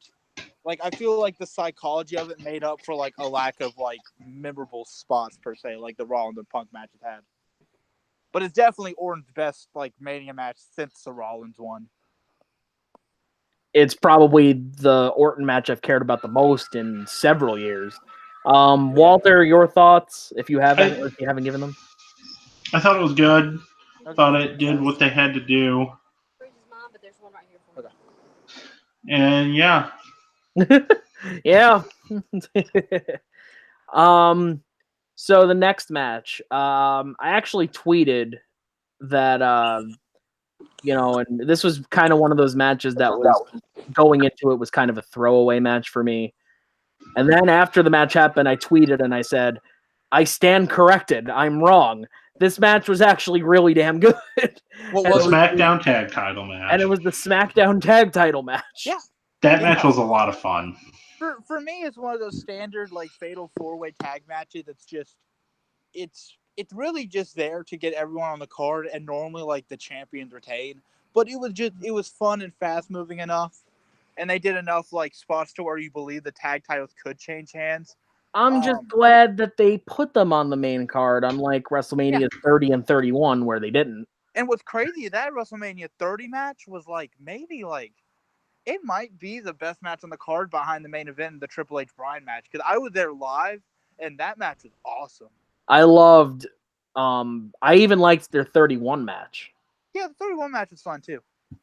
Not as good, but still really fun. But yeah, it was just 10 minutes of nonstop action. And no one looked. And I think that, and I like that Sheamus was the guy that took the fall, because so Sheamus is the guy that's like already the 3-time world champion. The Breakfast Club helps people. Yeah, well, like Sheamus has done everything that you can actually do in WWE. He's won like almost every title except the Intercontinental Championship. Only like the second guy to win Money in the Bank, Royal Rumble, and King of the Ring. So I mean, like him taking the fall is fine because like it doesn't hurt him. He's already had a really really good career. Who else has won Money in the Bank, Royal Rumble, and King of the Ring? Edge. Yeah. Yeah. So yeah, and like I forgot he won King of the Ring. I thought that it was a pretty good WrestleMania debut for Aleister Black and Ricochet. And I like Sheamus, and I like Rusev and Nakamura in this match rather than them just being like in the pre-show. Like they actually got to do some cool spots here. It was a decent spot on the card, and I think that they gelled pretty well together at the tag team. I mean, I thought that every team got their own fill, their own. It was there was no team that stood out more than everyone else. Right. Everybody got their own shine. It was like I said, it was nonstop action. It was fast paced. It was short, and like it got everyone over in the way they should be. Everything it needed to be, and I stand corrected on that. It was originally going to be my bathroom break match because going into it, I just really didn't care about it. But then I watched it, and I'm like, yeah, I was wrong. Walter, thoughts? 5 out of 5. I thought it was, like you said, quick, fast-paced. Everyone got their shine in. Can't ask for much more. And the only match, the only spot I really want to call from this match is just that, like, they did that Tower of Doom spot that's like where Ricochet flipped out of it. And, oh my God, that was amazing. What's funny, though? That Tower of Doom spot, it feels like it's just contractually obligated to appear in every like WWE Fatal 4-Way match. Yes, especially tag matches. And every multi-team tag match has to have the Tower of Doom spot. Even just like regular Fatal 4-Ways, but it's that thing that like everyone's seen like 100 times. but it always still gets a really good reaction because it's just always a cool spot. Then we get to the next match. Oh, man. Miz versus Shane? Shane versus Miz. Fall Loved it. count anywhere. Loved it. First, I'm going to say this. The finish made less than 0 cents. I liked it. Okay. Explain to me physically how they land like that.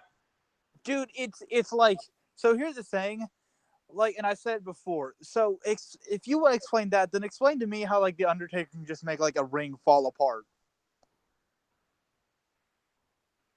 He told you, Walter. Yeah, I mean, so like it's like nitpicking things like that in wrestling is just like it's like when you clearly see like that match where like when Orton would do the punt kick, like he wouldn't always hit it, but it's like, all right, you know what, this is what's presented to us, whatever, who gives a shit.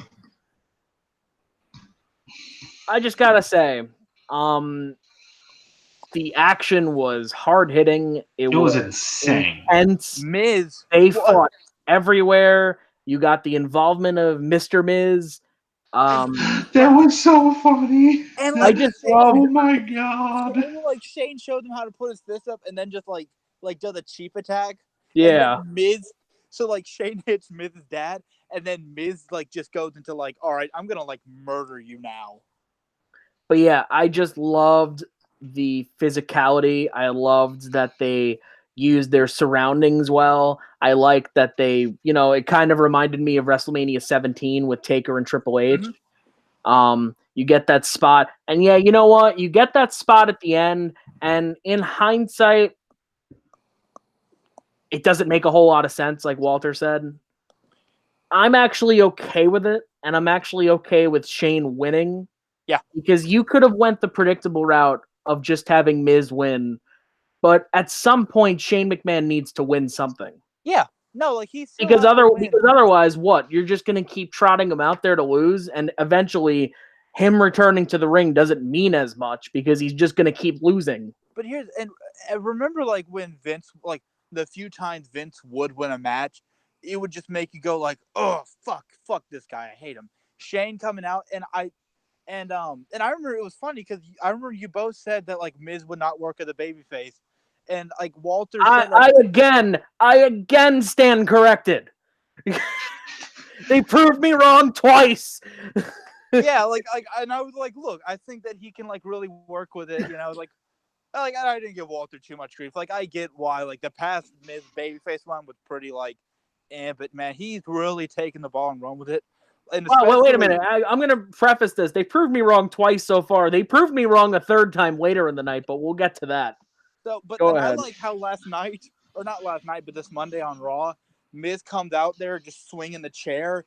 Is like I like this Miz. I like this Miz that just wants to beat the shit out of Shane McMahon for like fucking over his father. I love Shane just being a dick and like being super smug about it. Like I'm really digging the feud. I'm glad that Shane won actually in hindsight because I feel like they can build to another really good like stipulation match. Yeah, I mean, especially with Money in the Bank coming up, you could just do like a ladder match, but with nothing on the line. I don't know. A Mr. Miz ladder match. Mr. Miz is just hanging there. No, Mr. Miz is just hanging there. Jesus. A Mr. Miz on a forklift match, or even better, Vince and Shane versus Miz and Mr. Miz. Oh my God. No. Vince, Shane, and God. Vince and Shane versus Miz, Mr. Miz, and God.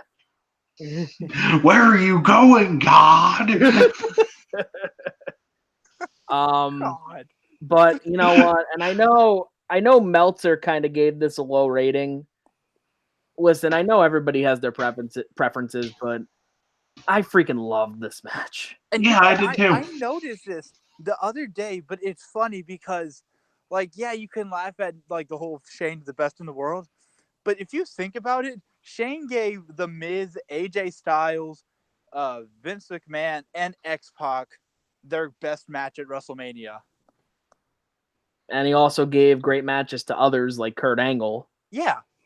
Well, and even like with like Orton, I like their No Way Out match at 2009, the No Way Out. It was like I think it was And like and you know what? Clearly, why are people calling me? Oh, Brett's calling us. Damn it. Oh, is Bret joining? No, Brett's in Vegas. I'm concerned.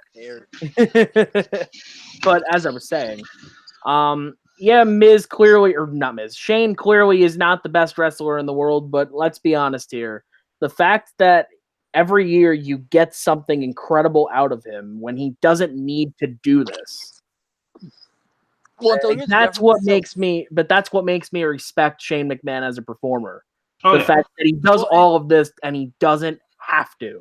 And not to mention, like, he's like in his like late 40s now, so he's not just like I thought he was in his 50s already. Nah, no, he just looks like he's in his 50s because like he spent his 20s jumping off the highest shit imaginable. Yeah. Well, I think that he's also a lot more, like, I wouldn't say he's super athletic or whatever, but like he can work a better match than Vince could.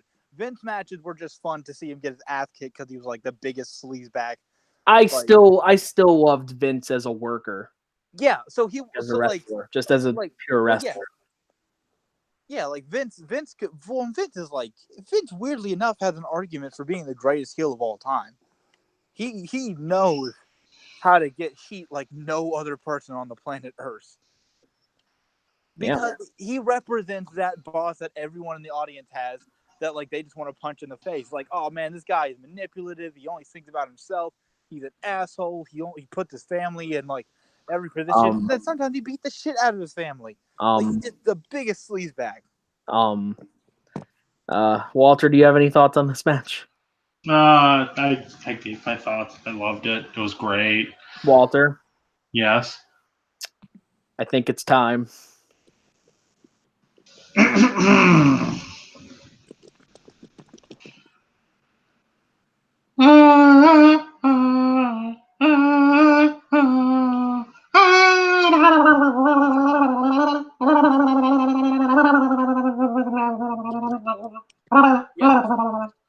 If we're talking about the women's tag match next, yes, because the Iconics theme song really sounds like that. Yeah, this match was fucking terrible. I hated it. It was garbage. The Iconics have sucked as tag team champ. They're unbearably annoying. Sasha and Bayley should have retained it and gone to do actual things with the belt. I'm getting food. What? I'm not gonna go that far as to say it was terrible. Match wasn't great. It wasn't good. I enjoyed the Iconics winning because I love the Iconics. It was a space filler. And here's my thing with the Iconics. Peyton's like, oh, they're so unbearably annoying. Guess what? That's the point. They're what we call in the wrestling business, what's the word I'm looking for? Heels. There you go. And they're a specific kind of heel. They're the obnoxious heel. Yeah, and we've seen obnoxious heels that people have loved before. And what's the difference here? Is it just because they're women? I don't know. I love the Iconics. But yeah, this match, it was a throwaway match. I'm glad the Iconics won. I would have been fine if Sasha and Bayley retained. I would have been fine with that. I mean, I would have been... The sadistic side of me would have been fine with Nia and Tamina winning. Yeah, but then you would have had the whole thing of Nia now is out for a year. Yeah, poor Nia Jax. She just can't catch a break. She injures people and now is the one hurt. Oof. That's how it goes in the WWE. Peyton went to get food, right? Oh, he's back. Okay, good. You missed us completely proving you wrong. So for me, I did not, and at first I was like, okay, the Iconic winning, like it was a clever way they won, but then like I've been watching like Raw and SmackDown the past 2 weeks, and it's just like they're unbearably annoying. They're not. That's the point. But it's like it's fine, but they're not good in the ring either. So it's like They actually, Dude, they Peyton haven't. Royce Like, is pretty good. I'm not saying they're good or bad or whatever because I haven't seen enough of them, but we haven't seen enough of them to determine if they're good or they've not. been on their main roster a year. And even in NXT, and what have they really done? they're not, because they've wrestled matches. They're just not very memorable. Like it, and of all the people on the roster right now, That's because they haven't really been given a chance to be wonderful or awesome or they, whatever. They had chances. They had like high profile feuds. Like they were competing for the main women's title down at NXT. They've had high profile feuds in NXT. I'm talking about WWE main roster. They literally debuted by taking out Charlotte. It's just, and they've had matches just like, I would have much rather seen like Sonya Deville and Mandy Rose like win the belts. Or you know what? It's just a matter of just Peyton hates Australians. Anyway, next. Not true. I love Buddy Murphy and Hugh Jackman. Oh, he hates Australian women. Hey, I like Angela White. Peyton hates women. I like Angela White. God. She's Australian. And she's a porn star. But yeah, like wait. We at Unlimited do not condone the actions and the beliefs of Mr. Peyton Peoples. Oh, hell, Satan. Oh my God. Anyway,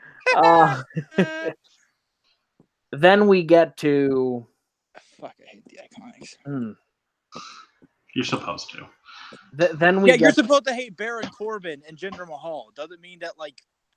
Well, I actually like Baron Corbin, but you're supposed to hate Jinder Mahal. Wait, we're supposed to hate Baron Corbin and Jinder Mahal. I never said I liked them, so they're doing their jobs well. I love Baron Corbin. Then he's not doing his job well. And he should be fired. I think that he retired Kurt Angle and now he should be fired. Yeah. Imagine if that's how it went. He retired Kurt Angle, then got released. Imagine if immediately after HBK retired Ric Flair, he was like, "All right, fuck you, Sean, you're done." Sean, you have to retire too. I mean, to be fair, 2 years later he retired. Yeah. Anyway, how can I describe this next match in just a few words? The WWE Championship match? Yeah. And the more it's still to 2 weeks. It's been almost a week. It's surreal. A week and a half removed. A week and a half removed, that image of him just hitting the Trouble in Paradise and winning and just celebrating with his kids in the ring, like the first African-born WWE champion ever. The entire arena chanting Kofi Mania. I've been watching since 20. So my first experience to wrestling was Kofi Kingston. I was just flipping through the channels and I saw him do this crossbody off of the top rope, and then Jack Swagger caught him midair and then just slammed her down. I was 10, but to see something like that and as basic of a move as that is considered, that instantly made me love pro wrestling. So Kofi Kingston is a guy, that's my first experience of pro wrestling. I've loved him for 9 years. Seeing him just win the championship belt at WrestleMania in an amazing match, it's just it's I don't know how to describe it. It still doesn't feel real. It might be one of the best WWE Championship matches at WrestleMania. It might be the best outside of Austin and Rock at WrestleMania 17. And I'm just I think that it's one of the best in storytelling. Well, and even the match it's one of the best moments in WrestleMania history. And even the match itself, Bryan, Kofi doing all this high flying moves, and then Bryan just having a counter for everything, and then and Bryan, Kofi having a counter for everything, and then Bryan. And the moments where he hits that running knee and it goes 1, 2, and it's all right, Kofi, he put up a good showing, but this is it. And then he kicked out. And it's you want to cry tears of joy because he's still fighting, he's still got this. And then he just stomps Bryan's face in. He just goes to the corner, he just hypes it up, hits that Trouble in Paradise, 1, 2, 3. It might be my favorite.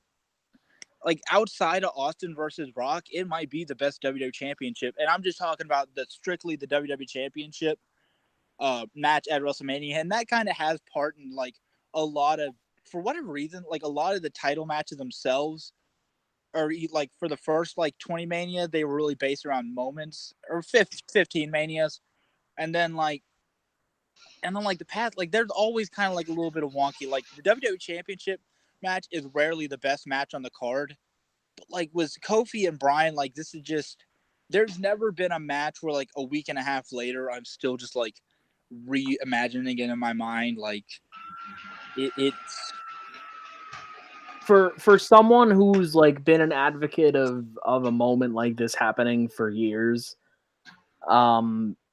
You know, and I talked about earlier how WWE twice proved me wrong on this show.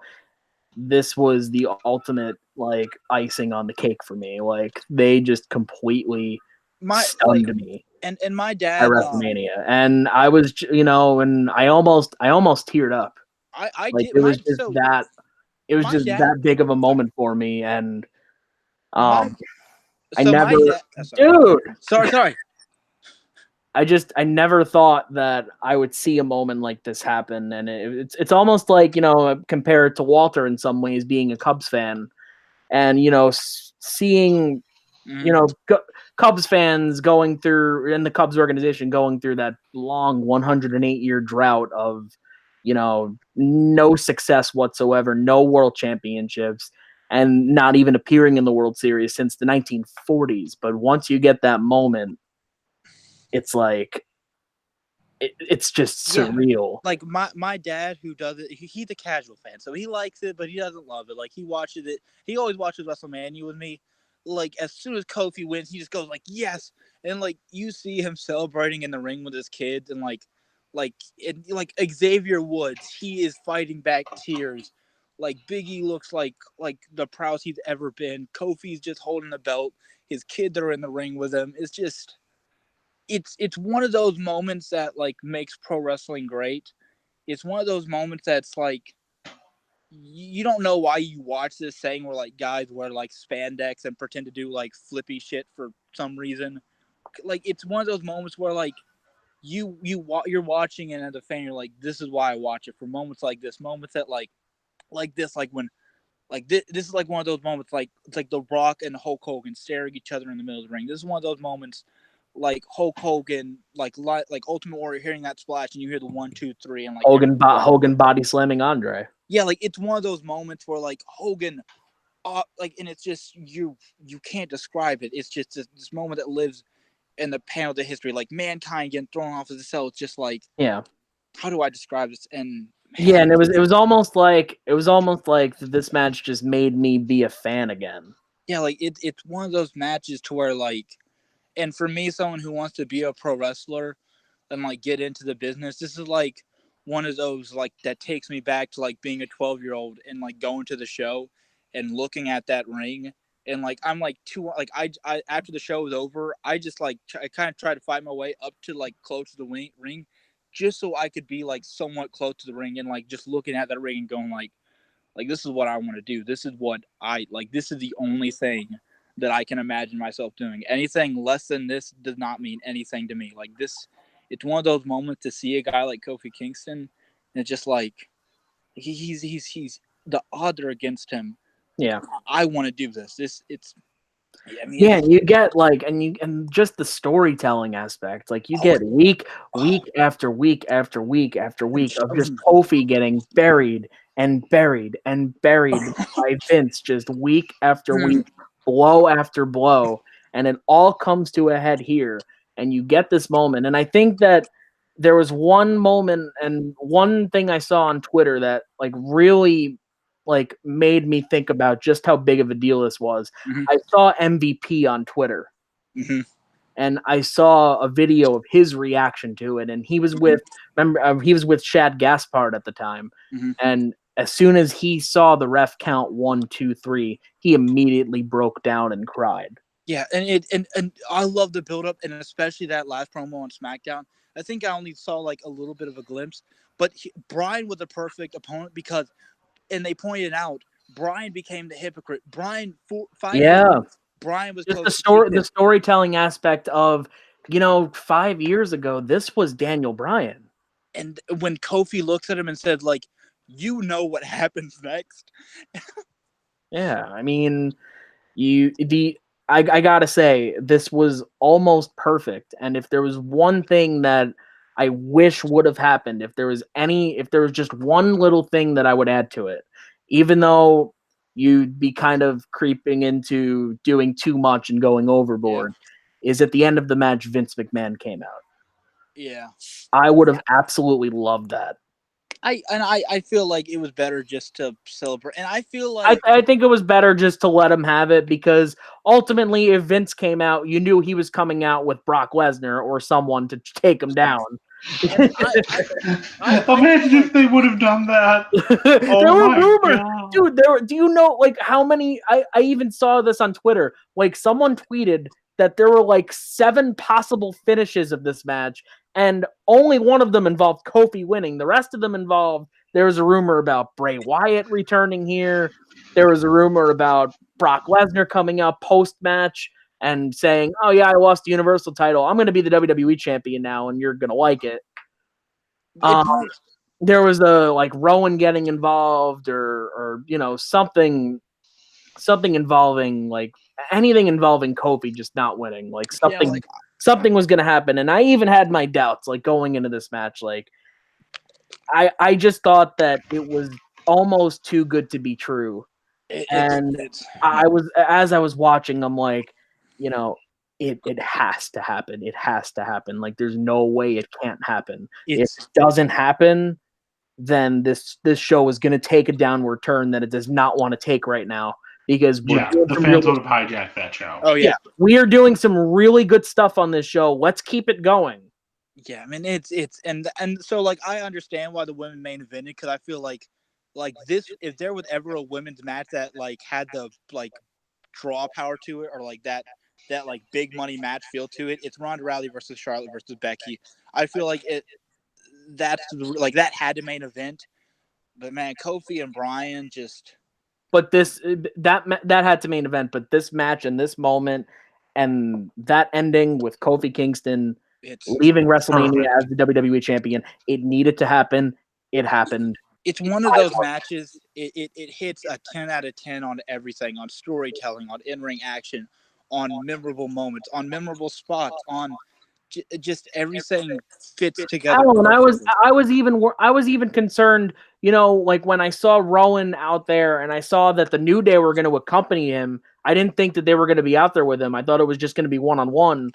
I was worried that this was going to become too much of a big schmaz and like all the interference involved, and this was just going to be one giant cluster. But the interference actually worked.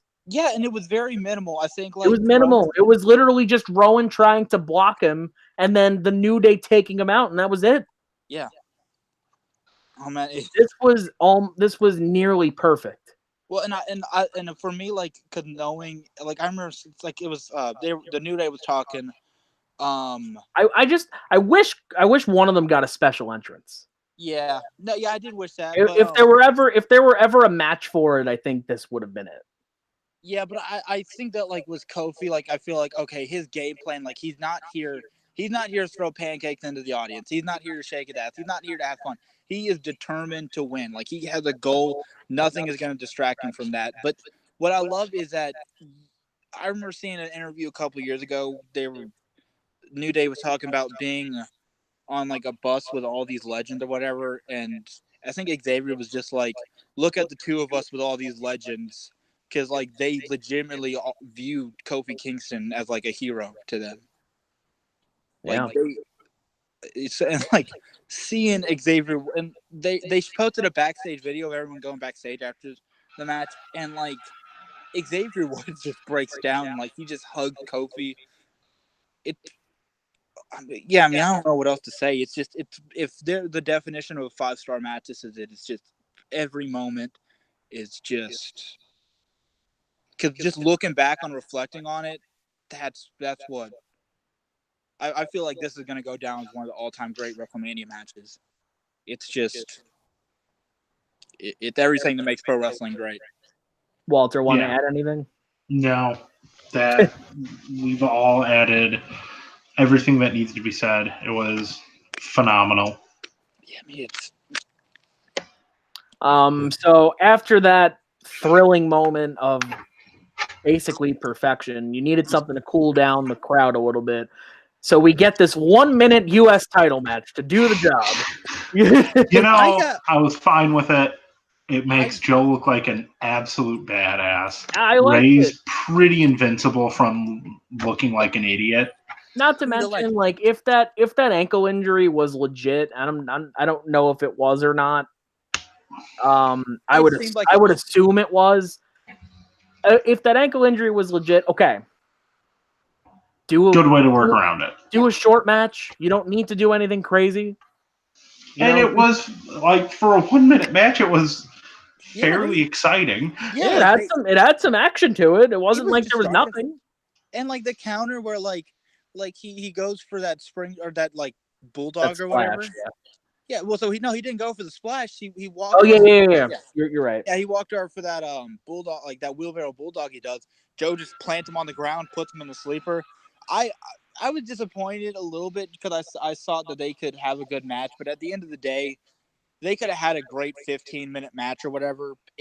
Nobody would be talking about it. Yeah, it would have been buried on the show regardless. So I think that him winning in a minute, even though Kofi Kingston just won the championship, it's like, oh shit, Joe just beat Ray in a minute. Like he just looked like a badass. So I'm fine. Like especially with manias that are this long with this many matches. Yeah. It's okay to have one or maybe even two squash matches. This one had I wouldn't say Lashley versus Balor the squash match because it was pretty back and forth.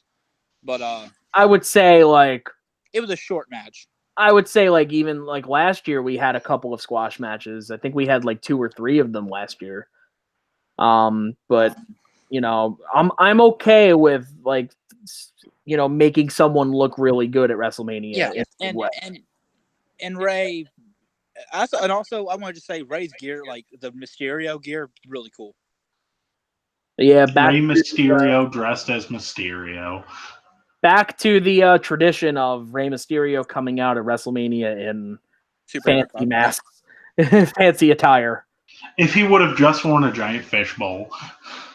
Yeah. Yeah, so I saw that overall this was everything it needed to be. And that Tilt-A-Whirl DDT where Joe just flipped over was cool too. On to the next match. Honestly, a little bit disappointing. Angle Corbin? Yeah, Roman versus Roman versus Drew. I felt like it was fine. For me, this felt like a match that and it looked like it felt like they wanted to legitimately beat the shit out of each other, and I thought it had a good build up. And I legitimately want to see Drew get his ass kicked, but it's just I think that what Walter said prior to this match fits to a T. They were backing themselves into a corner with this match. And I feel like if there was at least a hot stretch with a finish, it felt like it was a decent match that ended very flat. Just that Superman punch, and then he just goes into the corner, sets up the spear. Drew doesn't do. If Drew had hit the Claymore, 2 count, goes for the then goes for another Claymore, then a spear. Even then, you got a little bit of a false suspense. I've got to be honest here. I know that we already had a Falls Count Anywhere match, and we didn't even get to the No Holds Barred match yet.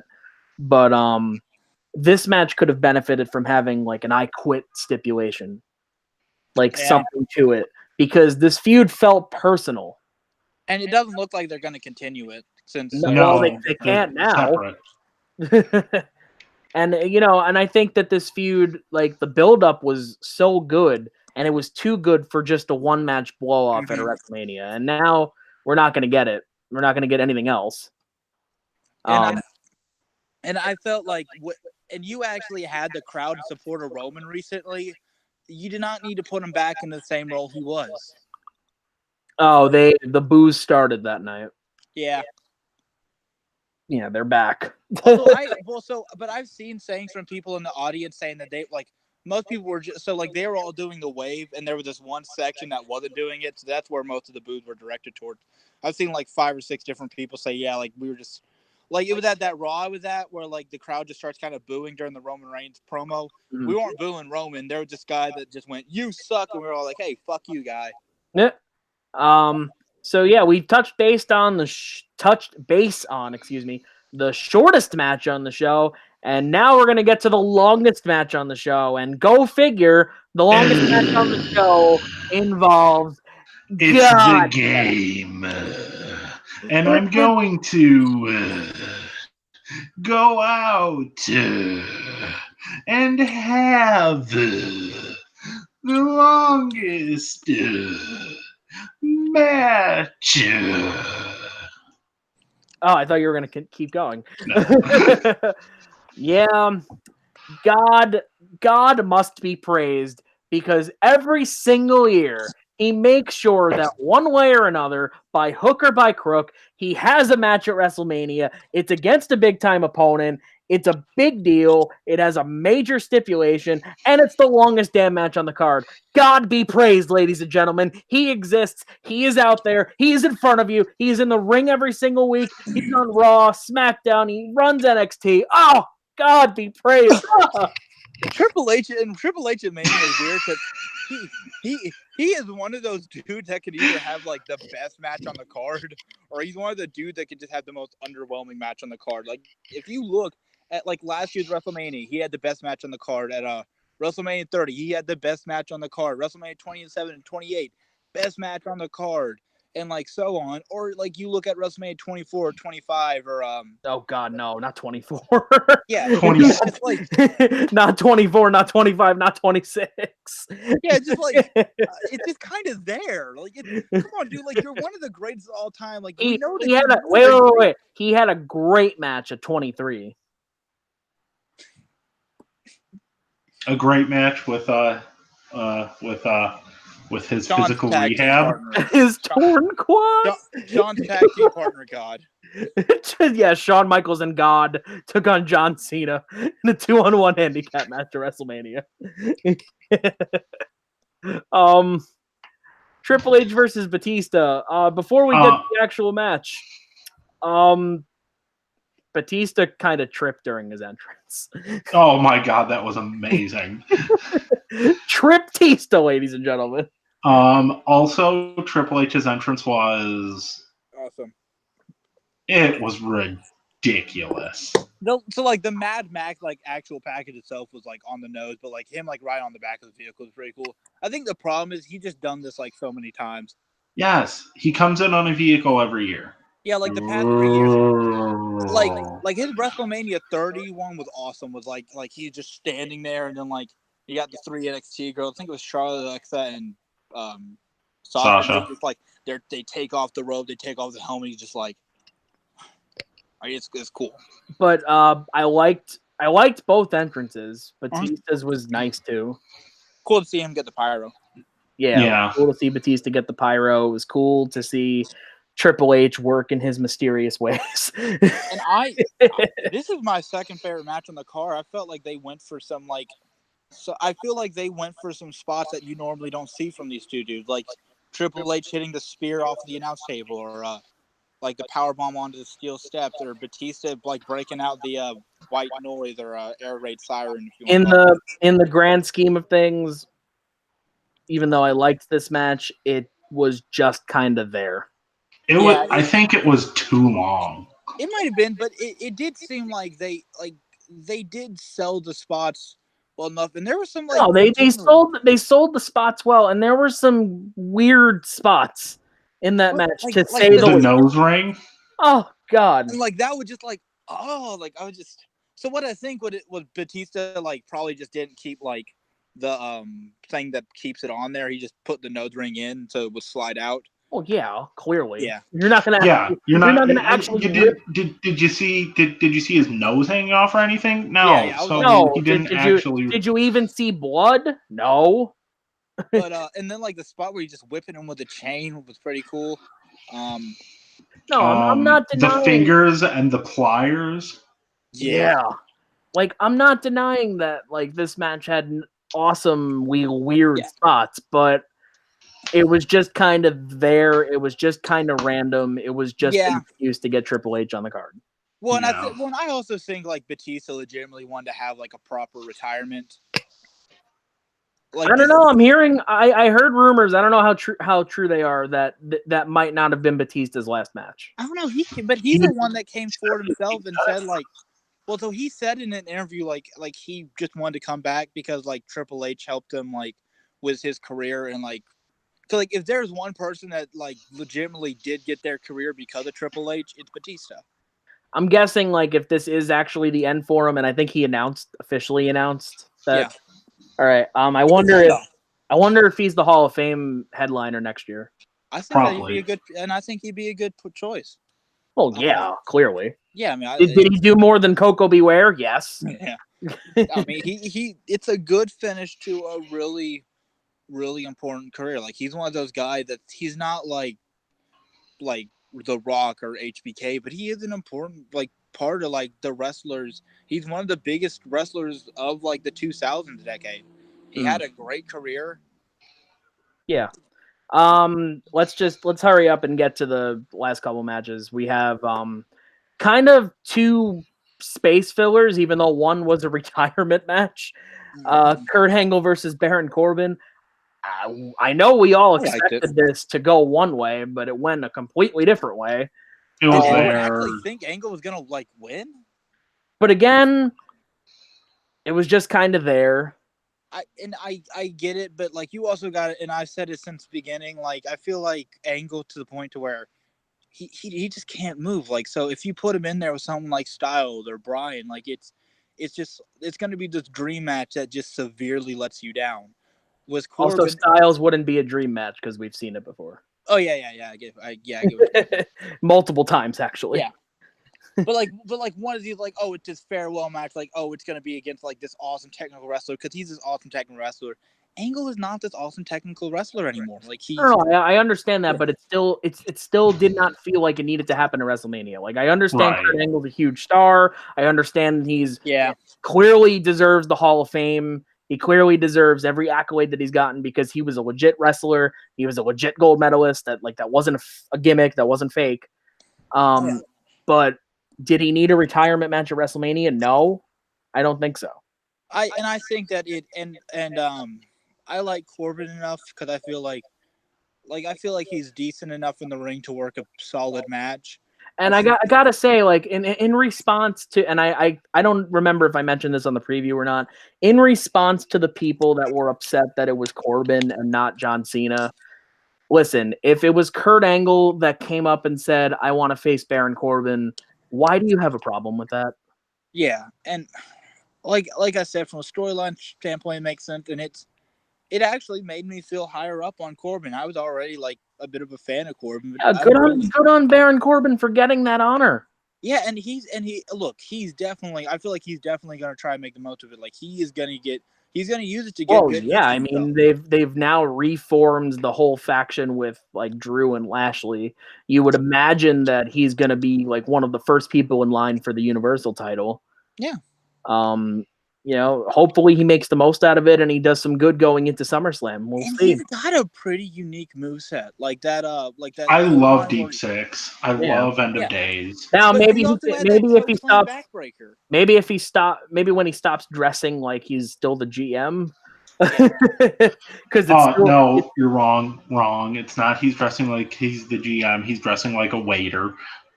My God, like it's just. I can't take him seriously when he's wrestling in a vest. Yeah, for whatever reason, it's never bothered me. I don't like it. It's just like, dude, you're wrestling. Why are you in a vest? Why are you in pants? Why are you in a button-down shirt? Yeah, but like Cena literally just wrestled in like shorts. Okay, but at least wrestled in shorts though. So anyway, IC title match. Again, I'm glad that Finn brought out the demon. I'm glad that he won. I'm glad that hopefully this feud is now over. I really liked the entrance.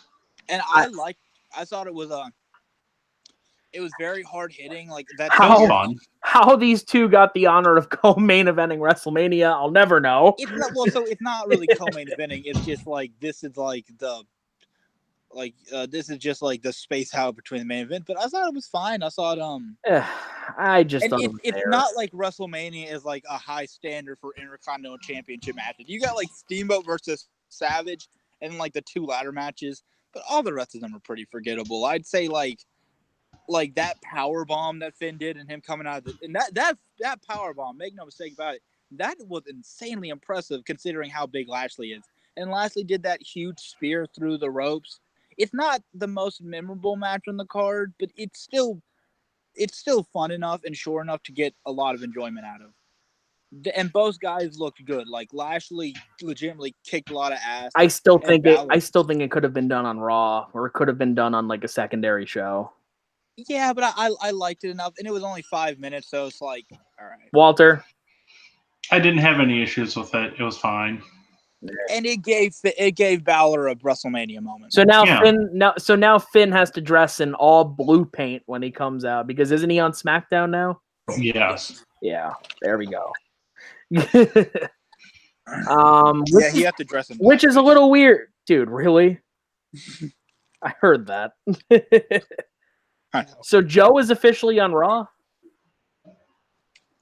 Not officially, but like He was supposed to be, but yeah, He was sick. So Strowman came out and attacked him last week on SmackDown. I think, and the EC3 segment was just kind of just there. So it felt like that was supposed to be like Braun versus Joe. I hate what they've done with EC3. Yeah. How do you go from world champion of the second biggest wrestling company to this? So the problem with WWE right now is that their roster is so big. Like you got to have a few jobbers. Dude, on your okay, but you have other people for that. Like so, you have a good roster, but like even the guys who are the jobbers are legitimately pretty talented dudes. Yes, but so I think EC3 is unfortunately just going to be one of those dudes that's like talented, but he just he really shouldn't be, considering he looks he's the part. He's a former world champion. I mean, apparently that means nothing. But we finally get to the freaking main event. And we are almost 2 hours into this because we started at 9:05 because of Peyton. Unification, I guess unification. Women, not really. They're treating them like they're separate still. Yeah. Double title match. Women's triple threat double title match. Becky Lynch, the Rumble winner, versus Charlotte, the SmackDown Women's Champion, versus Ronda, the Raw Women's Champion. It was really chaotic. Yeah. First of all, I loved Charlotte's entrance. I did too. I loved Ronda's entrance. I was a little upset Becky didn't get a similar entrance. Yeah, she just came out wearing a strap on saying, "I'm the man." I mean, okay. That's what she should have done. I think I should eject you now. We've gone this far. I think you're done for the night. The most special thing they had with Becky was the steam. Yeah, true. They brought back the smoke. Honestly, this match was starting to get going, and it was starting to really get good. But then that finish. I listen. I know botches happen, and it's unfortunate that this one happened in the main event of WrestleMania. First time women are main eventing WrestleMania. But good God, that was awful. And so that was a planned finish. I think the referee just counted. No, the planned finish was Charlotte tapping. I've seen reports saying both. But I've seen reports saying like Ronda was supposed to get pinned because Vince wants to set up Ronda versus Becky too. Oh my God! Like I know it was a botch, and we really can't blame anyone for it. It just kind of happened. Ultimately, the right person won. It was a good moment, and it was a good enough main event. I thought it was good enough, but again, I expected more, and I thought I was going to get more. But at the same time, like there's also like it's like you had one of the greatest championship matches of all time happen, and pretty much every card or pretty much every match on the show delivered to some extent or another. Even if it like a few of the matches underdelivered, like Orton versus Styles or Drew versus reigns, they were still pretty good. I still think the women's tag title match sucked. Oh, it did. I hated that. Yeah, I it was tried to not be nice good. about it, but it was just a bunch of chaos and like a really cool spot at the end. I do think that, Walter, any other thoughts? No, but good show. Well, for the women's match, I will say it felt like they belonged there. It did not feel like mashed potatoes. Absolutely. Like it, and they worked out a good enough main event. Like hell, it's better than like the past Also, five for the love of God, Joan Jett still sounds great. Yeah, she still looks great. Yeah. It's like Like easily, it's like I'm gonna look something up. it, I Oh, know, God. I know she's in her 50s. I just need to know, like, Like her exact age? Yeah. yes, Let me So- look it up. I got it. I got it. Okay. that one spot where like I think Rousey was doing the armbar on Charlotte, hanging like off of the ropes, and then Becky just drop kicked her though. That was Yeah. yeah. If there was one like weakness, or if there was a weakness, the table Wait, spot. wait. Yeah. Joan Jett's 60. Yeah. She does not look 60. No. She does not sound 60, that's for sure. She sounds like she's in her prime. She sounds like Yeah. she could start an international tour tomorrow. You know what's funny? With how big of a star she is, she would still do like a date or two on Warped Tour every year. Yeah. But yeah, I didn't like the table spot. I thought that looked a little weak. I think and Cowbell and I were talking about this. The reason that like women's table spots seem to not always go great, they're not heavy enough to break the tables. Yeah, they're not heavy. heavy enough, and also the tables are too big for them. Yeah.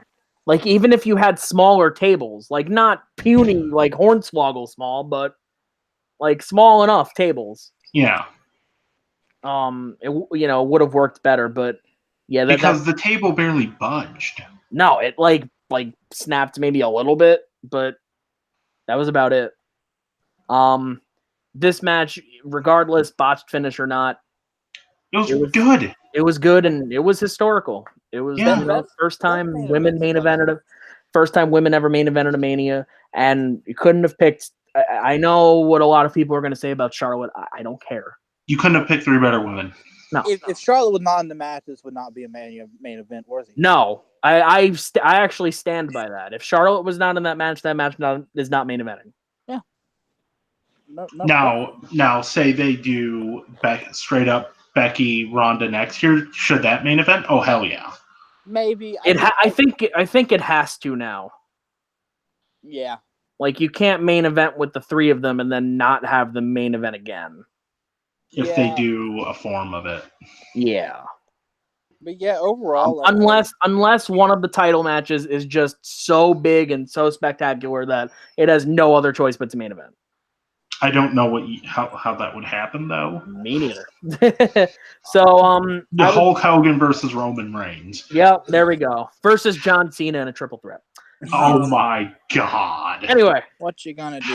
I was gonna end with rapid fire, but I can only think of one question right now. And I'm gonna start with Walter.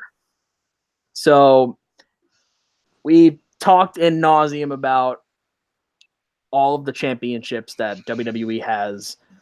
There are just so many of them, but for now, we're just going to focus on the two world titles, the Universal title and the WWE title. For the rest of this calendar year, who do you think will hold both belts?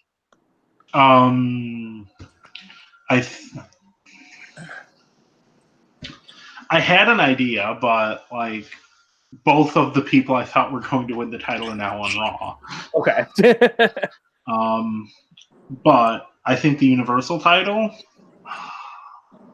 I think by the end of the year, and I think it's going to be late in the year, it's going to transfer to either Joe or Drew.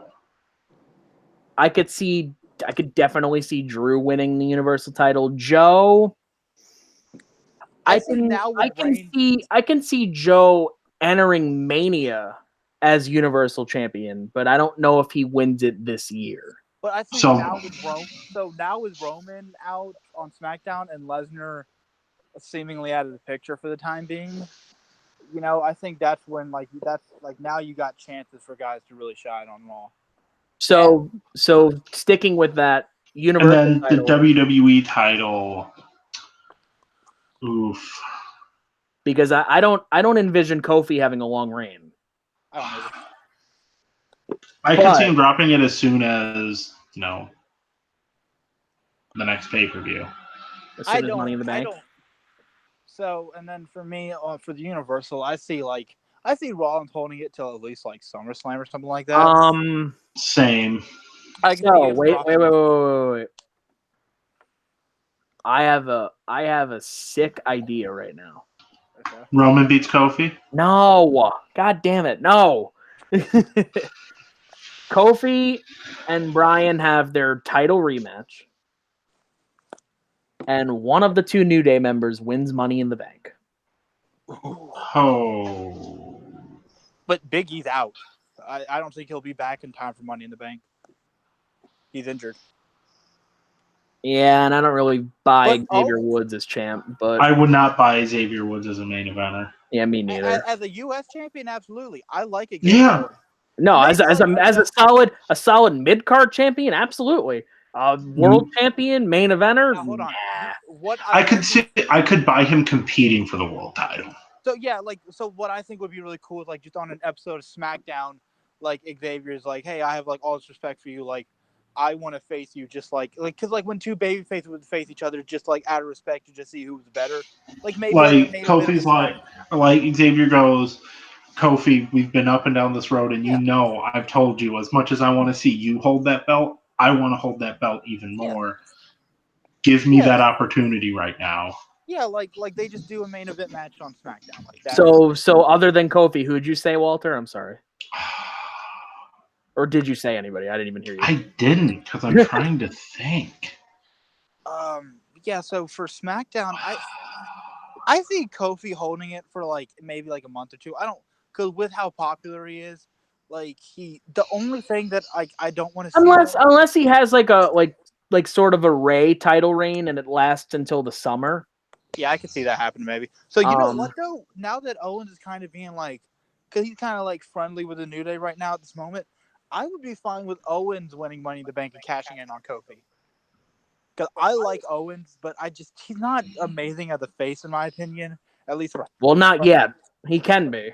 But he can be, but he really blows it out of the water as a heel. Oh yeah, absolutely. Him cashing in on Kofi would be the perfect way to get him back in that main event scene. Because it's not I think I'm gonna go with that. That's a really good idea. So Kevin Owens? Yeah. Okay. And I think Owens takes the belt into 2020. I'd be fine with that. Okay. And I could see Owens doing a feud with Roman or something like that. I could see either Owens or Roman winning it by the end of the year. And yeah, with the Universal title, I think my money is probably on Drew taking it around. Yeah. Maybe at SummerSlam. I feel like that's a good match for SummerSlam. So you'd go with Drew and anyone else, Peyton, or? So for me, the SummerSlam match is either Rollins versus Styles or Rollins versus the Drew. Okay. But I think it will be Rollins versus Styles because I feel like they've been building up for that. That's okay. But what? But other than Rollins and Drew, do you see anyone else holding the Universal title this year? No, I would like to see them actually build up the Raw or the U.S. title. Yeah, and it looks like they believe more in Rollins. Okay, I actually have some follow-up questions, so we'll go for a couple more minutes. So Walter, I don't know if they're doing one men's Money in the Bank or two, or I would think one. just one of each. With that said, who are your picks for both? Owens and Charlotte. See, I'd agree with Owens. I think Charlotte is a little bit too predictable. Yeah. Then maybe Owens and Ember. Yeah, that could work. Maybe I'd probably go. Or Daily. Or if Alexa Bliss goes back to wrestling. Again? Have Alexa win again? Yeah, she won it last year. So I like Alexa Bliss, but like did she? Yeah. Yeah. No, look, I like. I was Alexa there. Bliss. She won and cashed in on the same night. I don't remember that. She has 5. She has 5 title reigns. Like she does not need any title reigns for right now.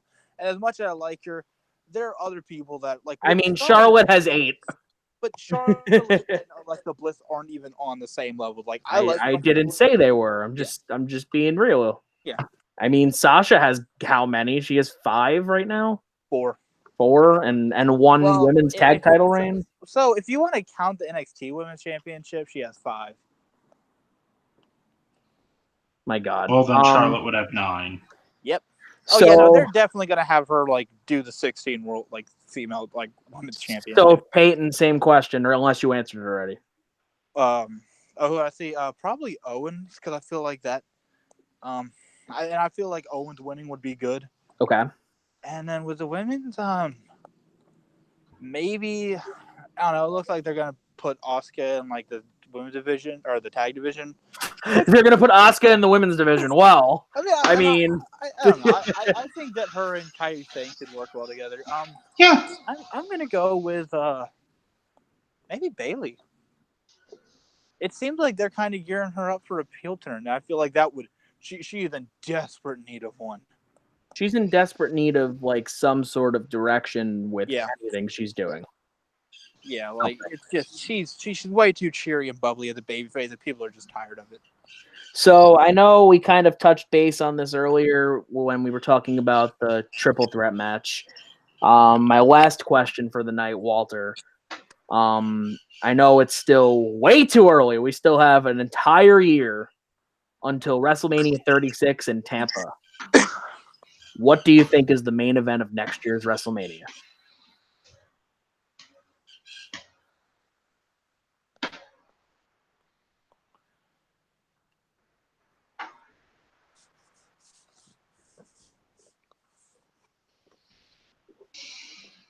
The only one I can think of off the top of my head is Becky versus Ronda. Yeah, that's what I'm going to go with, too. I'm going to go with one of the champions against Roman. Yeah. I think that's a safe bet. Yeah. Like Roman wins the Rumble?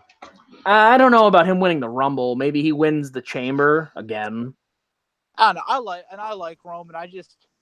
Or maybe he wins Money in the Bank. I don't even mind if he wins the title soon. I don't want him to be like. And weirdly enough, like every time he's been champion, he weirdly for a guy that he has the worst luck because every time he wins a title, he loses it in some weird way.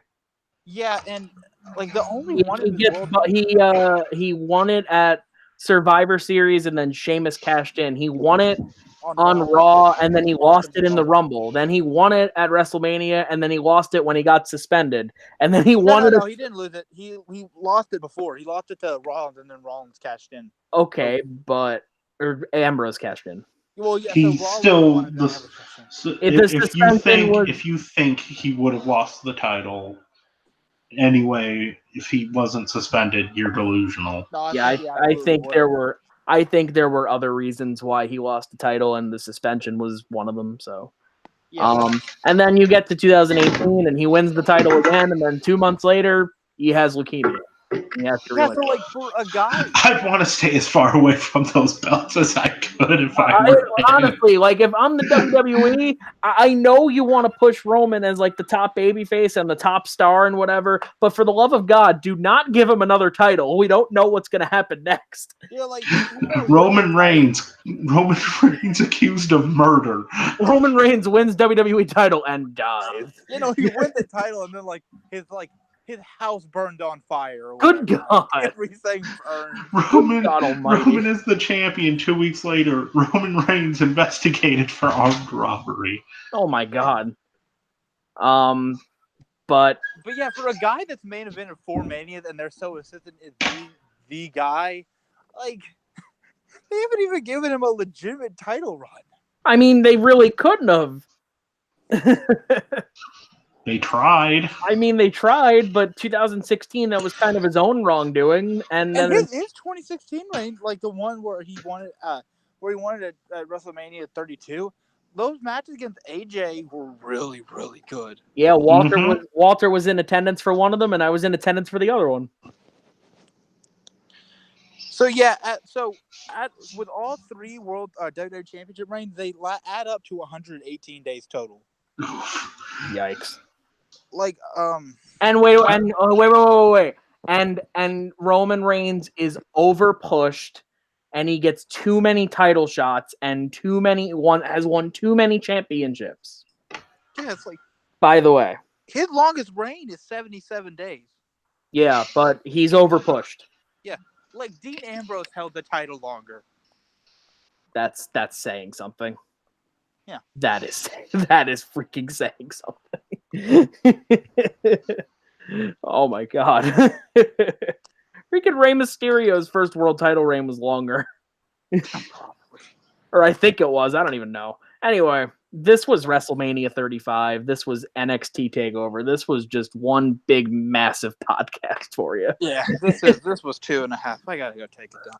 All right, later. We're probably gonna take a little break from the podcasts for a little while. Who knows? Maybe we'll come back for the next pay-per-view. I don't know yet. I would say next pay-per-view. All right, let's try again. Earliest. Yeah.